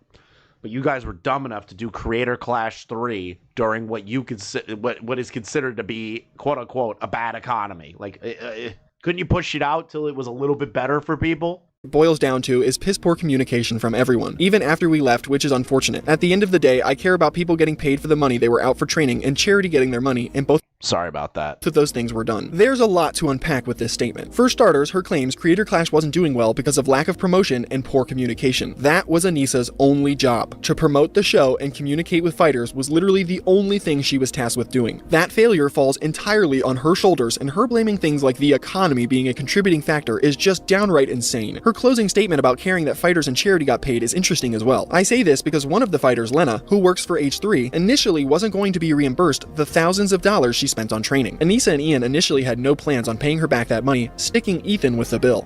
So this is the other part, right? It's like, I get that you have a beef with Lena. I get it. I get you have a beef with them. You have a beef with Ethan and all this shit, right? That girl was promised a reimbursement. And you just decide I'm not going to pay this person the thousands of dollars we told them that we would pay them back after they spent all that money. That's just scumbag fucking cartoonishly evil behavior. Like, I get Ethan could just snap his fingers and pay that off, no problem, which I think he did do. Or I think they did pay her. I don't remember the outcome of that, right? But why would you comedically and, like, in the most evil way imaginable, like, try to fuck over two people like that, you know? Like, I get you don't like Lena and AB anymore, but really trying to, like, deny them the money that they were owed after all the training that they did, like, that's just comedically evil. It would take weeks of arguing behind the scenes with the new event organizers until Lena was finally reimbursed for her training costs. Anisa would then begin to have a meltdown on Twitter over Ethan Klein, who has since vowed to criticize the Jomhas forever because of their betrayal. I am here for every second of it. And when you were like, we're at rock bottom, there's no reason that anybody should be making fun of us. You're just kicking us when we're at rock bottom. We have nothing left. We have nothing to give. Nobody's paying attention. I will be there. I will be there to fucking make fun of you, to shit on you, to ground you deeper into the ground. I will never... I'm not going to lie, this was pretty based of Ethan. Because I've said the same thing. I can't be here and be like, oh, that's cringe. Ethan Klein saying that he's going to cover Anisa and die. And I'm like, I'm just sitting here going, yeah, I've said that about Jar. I've said that about like 5 different people I've covered on this channel. I can't sit here and be mad at that. I can't be mad at that level of pettiness, okay? I can't. I literally can't. I want to, but I can't. I've said those words myself. never forgive you. I will never forget, and I am going to be vindictive about you both forever. And yes, you want to be. Listen, nobody gets to claim petty bitch in my presence. Okay, Anisa, you know exactly what you're getting yourself into. Okay, I'm watching. I'll be watching you every breath you take. Because of this, Anisa would begin tweeting en masse. I'm once again asking what my ultimate sin was aside from being married to the man who made the content cop on The King. I'm sorry. What your ultimate sin was? Annoying, whore, virtue signaler, liar, a failure of a boxing promoter, tried to claim that Mike sexually assaulted you, the boxing coach, cheated on your boyfriend and then you got with Ian. What else? Virtue signal about being Muslim when you're only 8%. You pretend like you're more than that. The constant picking fights with other female creators or other creators in general, and then throwing rocks and hiding your hands. There's a bunch of shit that kind of like go into why everyone hates your guts. And now that a major content creator is shitting on you as well and confirming a lot of things we hate about you, reach to the point where that's why that's your sin. You ruined Creator Clash, fired Froggy Fresh, just a bunch of shit, bitch. Ethan doesn't know us as well as he claims, especially not me. He's as knowledgeable about our private life as the average viewer. I have never mentioned CPS. I didn't appear in the content cop. I have only ever replied to Ethan privately with kindness despite him spam texting us deranged nonsense. His inference that I have any control over Ian's choices is from watching SlopTuber's parasocial ramblings. She would also stupidly tweet out an Instagram comment Ethan once left her showcasing how kind he treated Anisa during her struggles online. For some reason, she thought this would make Ethan look bad, but it ultimately just makes her decision not to defend him look even worse. I love that. Leaves a nice comment, speaks up for her, and says Anisa's a wonderful person. She's the wife of a good friend of mine. Best for them.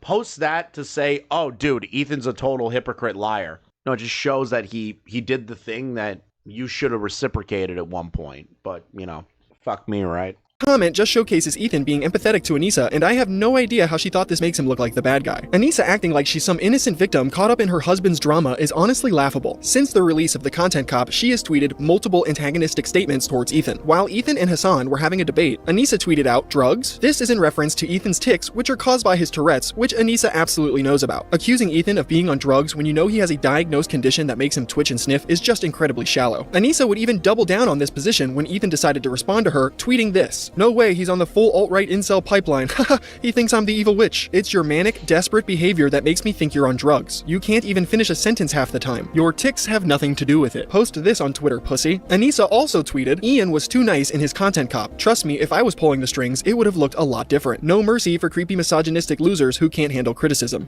So a creepy misogynistic loser. So why did you go on the podcast all the time? Anisa, I know you turned around and said, well, it's just like a content creator back scratch thing. Hang out with each other to collab and shit. And it's like, okay, whatever.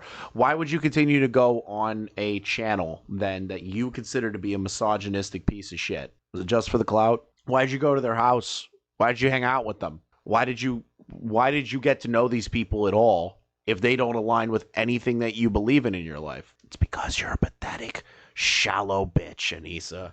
That's why. Why are you friends with Hassan then, Anisa? There are plenty of more tweets just like this, so Anisa is just feigning ignorance when she complains about why Ethan has decided to A-log her forever. Having these Twitter meltdowns is pretty much all she does at this point in the current day. If Anisa's not spurging out about the hate she receives online, then she's posting pictures of the food she's making acting like she's some innocent trad wife. Sometime after Ian's 2 videos being posted on H3, the basement arc. Oh, the basement arc of the bog was the best content in the world, and we could never get it back. Jomas would list their house in America for sale and move into Anisa's mother's basement in Canada. Here, they would continue their paywalled podcast sitting on the floor with no lighting or set whatsoever. This is what losing everything looks like right here, folks. I also think it's funny to mention that Anisa and Ian have completely abandoned the She Ruined My Career podcast ever since the release of Content Cop H3. This is probably to mitigate the amount of public backlash they've been receiving online for all of their horrible choices. And speaking of horrible choices, on August 19th, Anisa decided to announce that she was officially relaunching her OnlyFans. This was something she put up. And then on top of that, got $10,000 hair extensions just to rip them out a few weeks later. So Ian spent 10 grand on hair that Anisa didn't want. Think about that, $10,000. They are barely making enough money or any money as it is. And Ian spent 10 grand to give her hair again. And then she ripped it out. $10,000. It's almost like what she did with the tits. Ian paid for the tits job. After a few years, she ripped him out and hated him. $10,000, 20 grand down the drain just to make her feel pretty. 20 grand.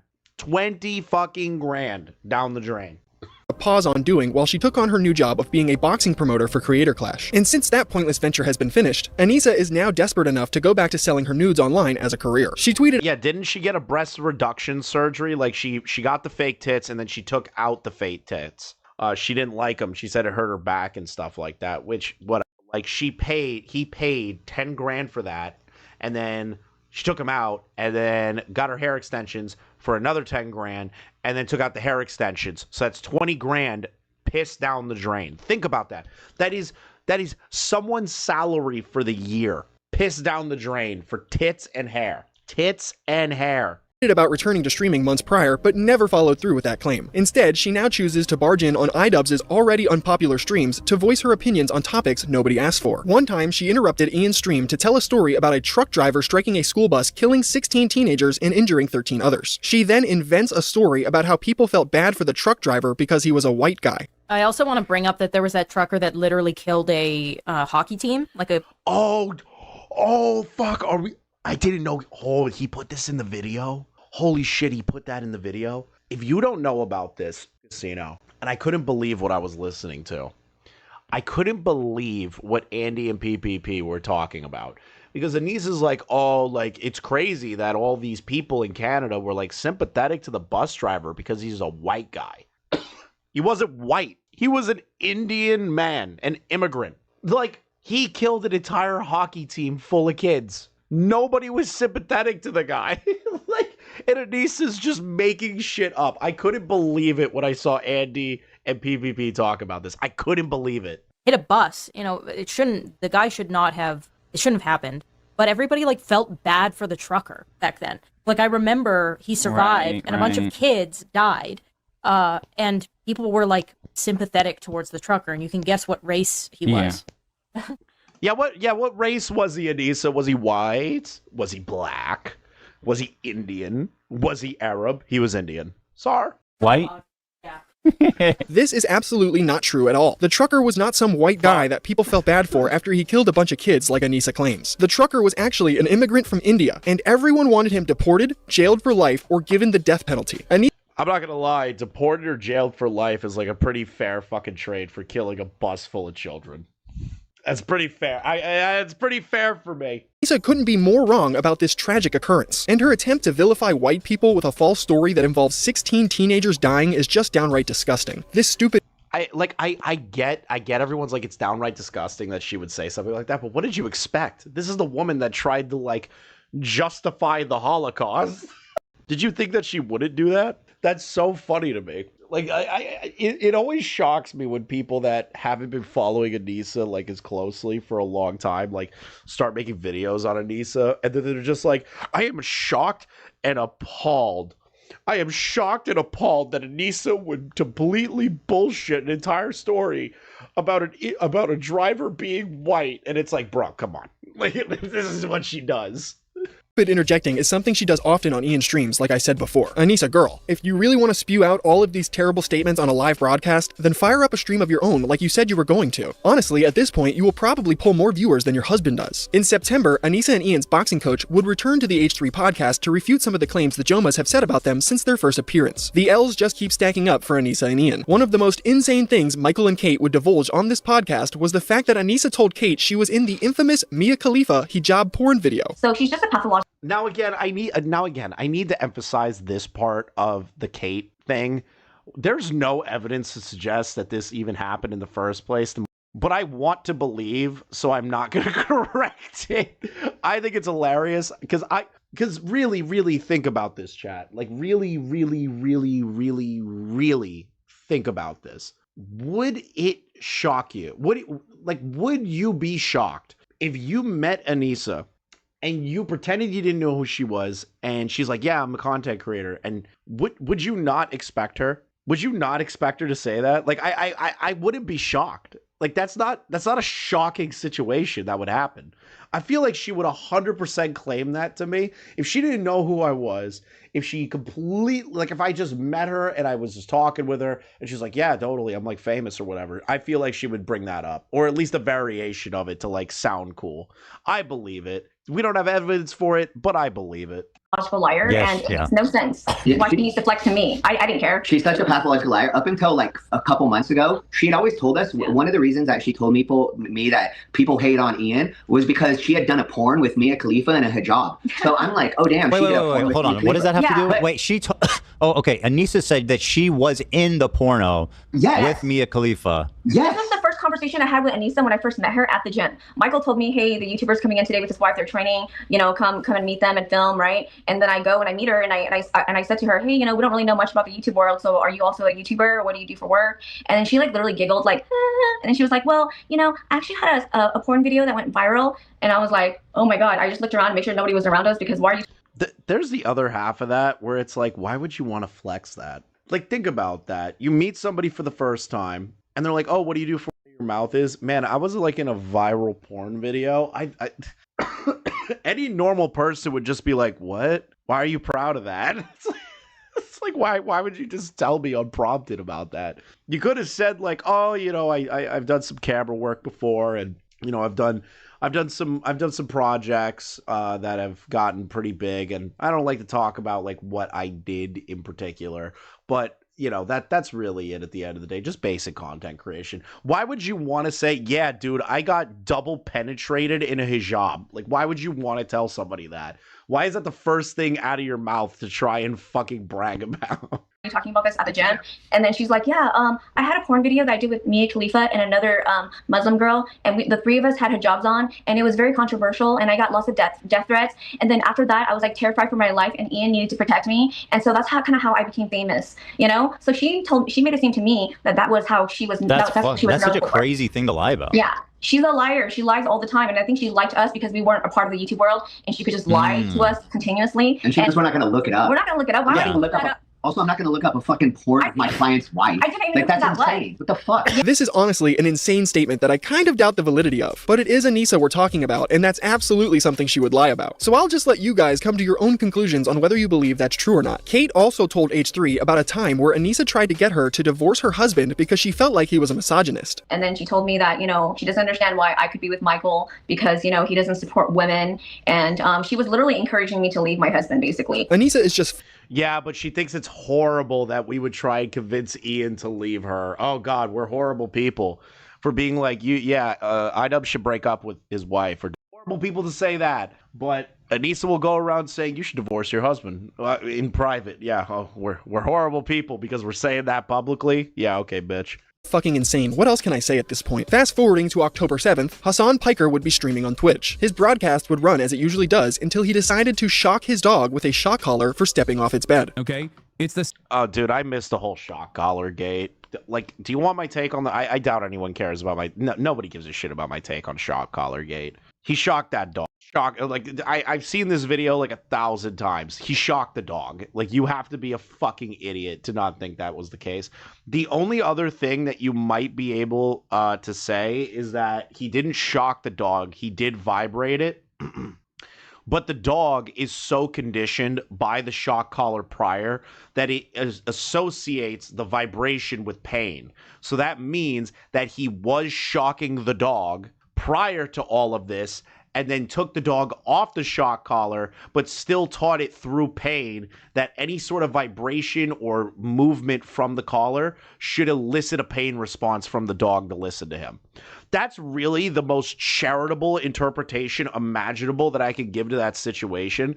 And regardless, he's still a piece of shit for it. Like, I don't get how there's a whole, like, some kind of, like, overly analyzable debate about this. He either shocked the dog right then and there, or he taught the dog through shocking it initially that any sort of movement from the collar should elicit a pain response to the dog.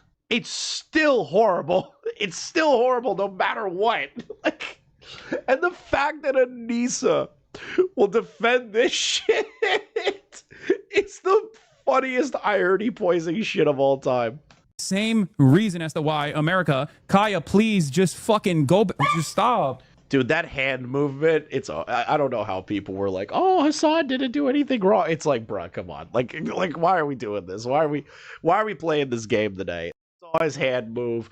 The dog obviously had a reaction, whether that was in the moment he actually shocked the dog or the dog was pre-trained with shock collars to have an emotional response or a physical or a painful response to anything involving the collar movement. Like I like, it's still a dick move. He's still a piece of shit. Like, nothing changes.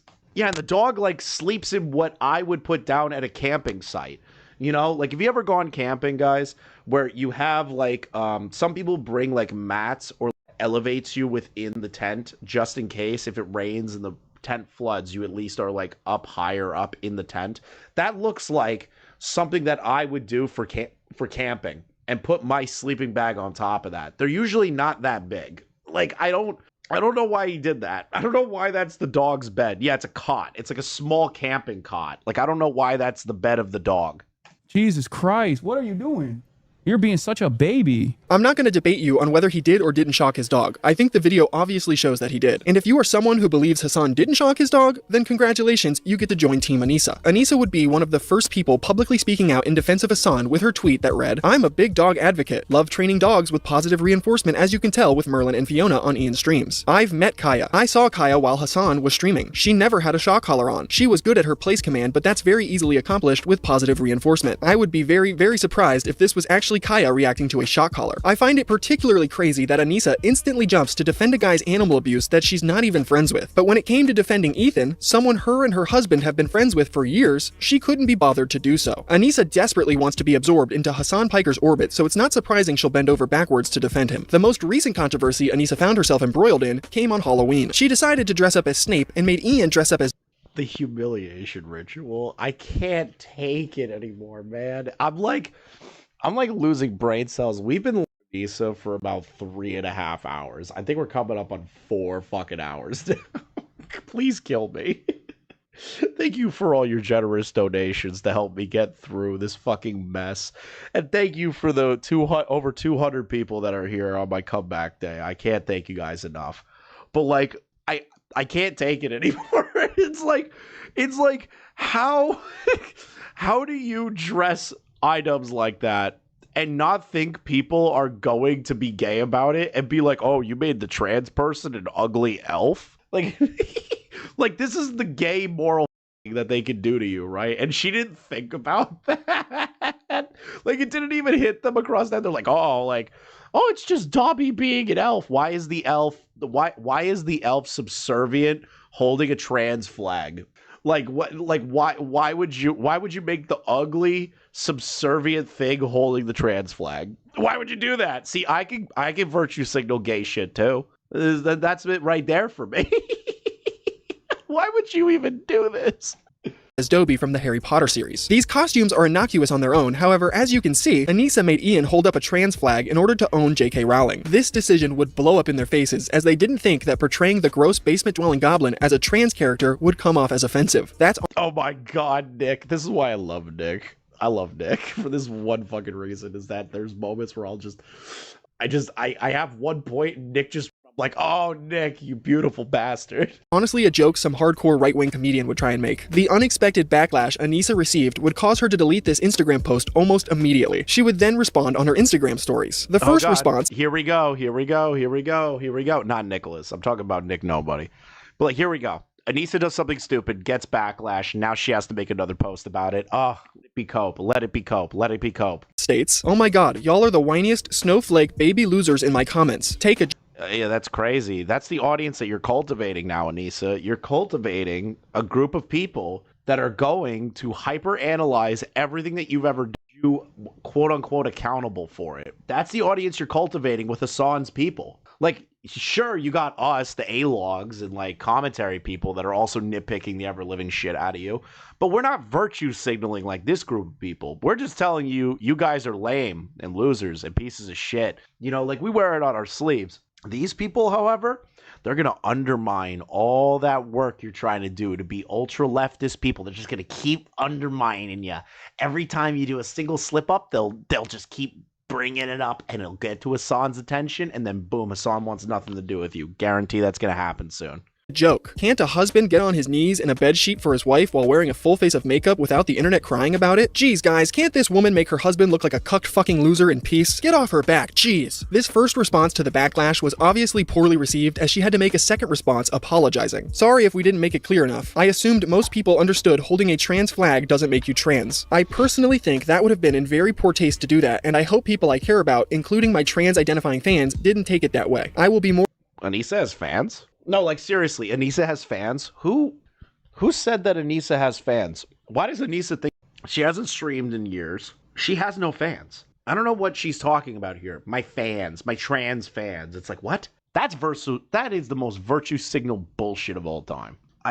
Like genuinely, I can't imagine sitting there and going, "Oh, I'm so sorry to my specific fucking fans." It's like, oh, shut the fuck up. Like, you know you don't have fans. You don't stream. You don't make content. You don't do anything. You're a fucking laughingstock, Anisa. You have nothing going for you other than being the wife of iDubbbz. That is all you are forever going to be known for, and I can't wait for that to eat you up inside and that you and Ian get divorced. I can't wait for the divorce arc. More clear in the future if I decide to throw another punch at the ghoul, which is J.K. Rowling. Anisa is such a failure that she can't even virtue signal to her audience correctly. This has been a running theme since the start of her online career. She constantly finds herself metaphorically stepping on rakes with almost every decision she makes. She has built an audience that absolutely despises her over the last decade, and the few people that do like her are dwindling in numbers as time goes on. If Anisa was a smart person, she would log off the internet and go get a real job so she'll be able to pay her bills in the coming years. She can't get a new job, Nick. She put her asshole out on OnlyFans using her real legal name.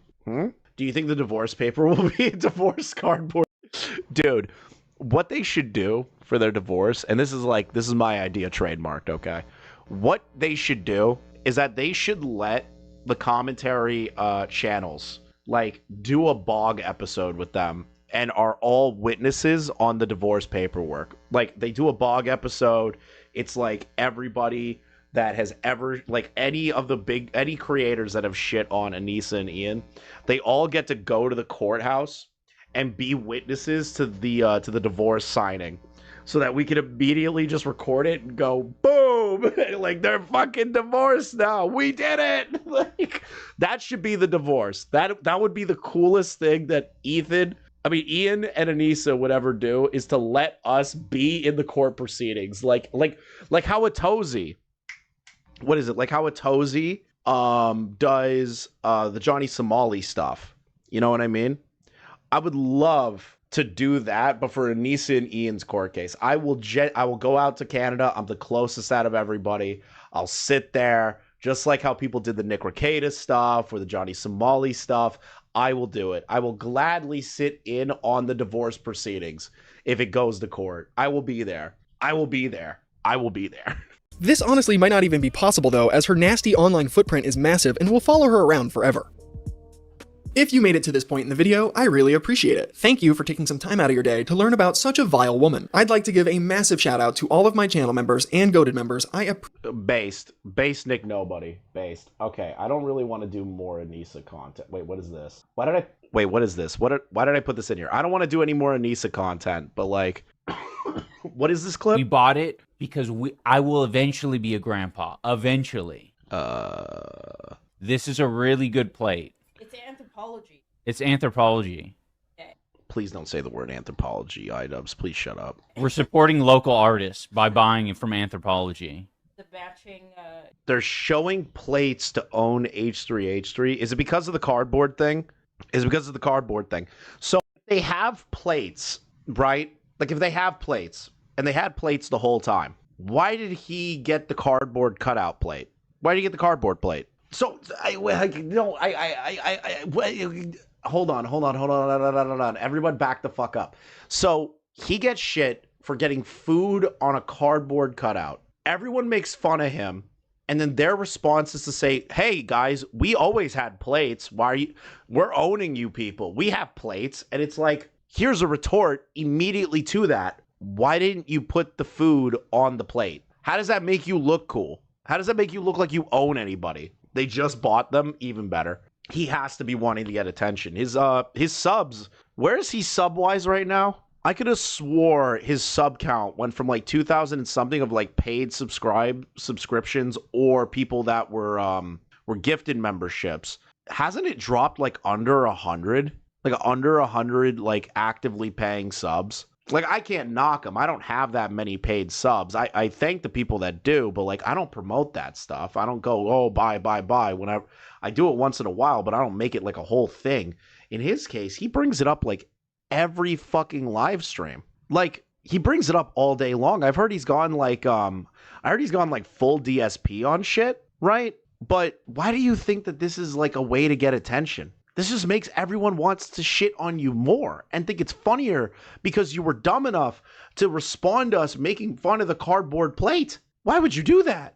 I don't know if they sold the house yet. I'm not A-logging them that hard, so any updates on their house being sold, I am not aware of it. Yep. Mm-hmm. I'm really glad you guys can do the bare minimum and buy like shitty plates at like local artisan stores. I'm really happy you have the adult nature to do that. Twin cats, twin black cats. How often are you ever going to see a mug like this? Never. No.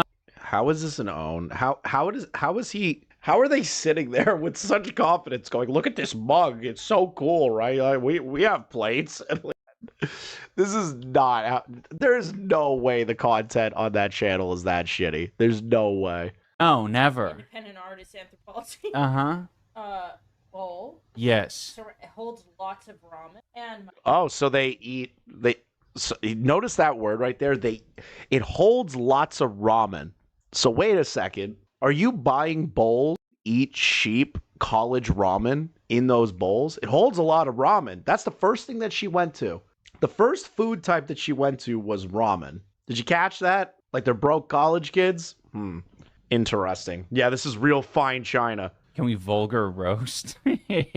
You have that in your house? Yeah. Do you have a faded nobody knows I'm gay cup? I bet you don't. I bet you don't. I bet you don't. Fucking get owned, bitch. This is sad. Like, this is sad to watch. Like, I actually thought this would be funny. And I'm watching this, and I'm just dumbfounded by, like, how pathetic this is. Like, they have to be doing this on purpose. They have to be acting this pathetic on purpose. There's no way this is what they are actually like every single day.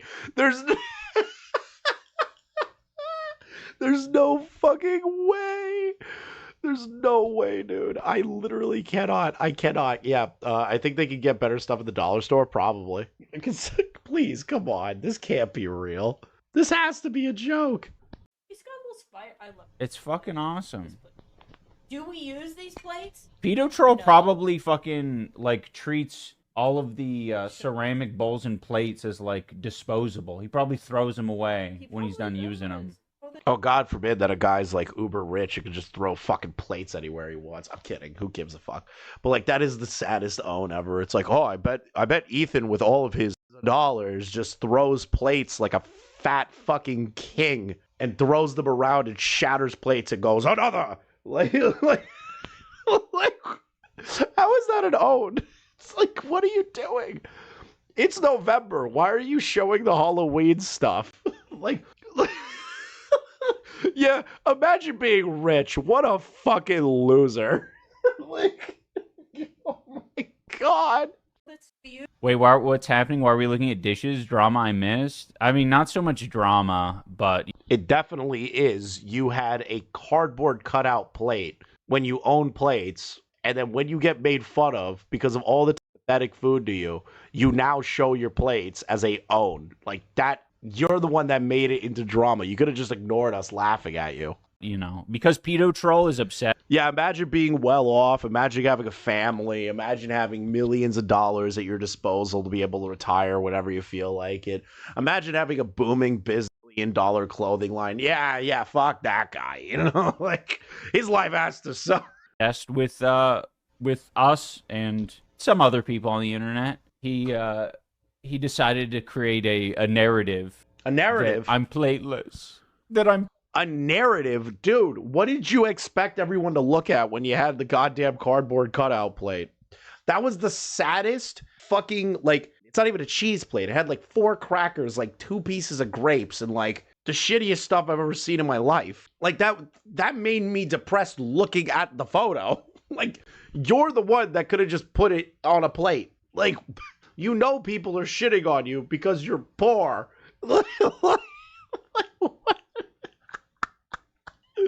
Plateless. I have no plate. Gold-plated tooth, though? True. Yeah, I don't know why you would flex the gold-plated tooth. I'm gonna keep a buck here. I don't know how he got convinced to get a gold-plated tooth. He flexes the gold tooth. Like, oh my god. I can't imagine just being like, yeah, man, I got a gold tooth. I'm really fucking cool. Anisa doesn't even like the gold tooth. That's even better.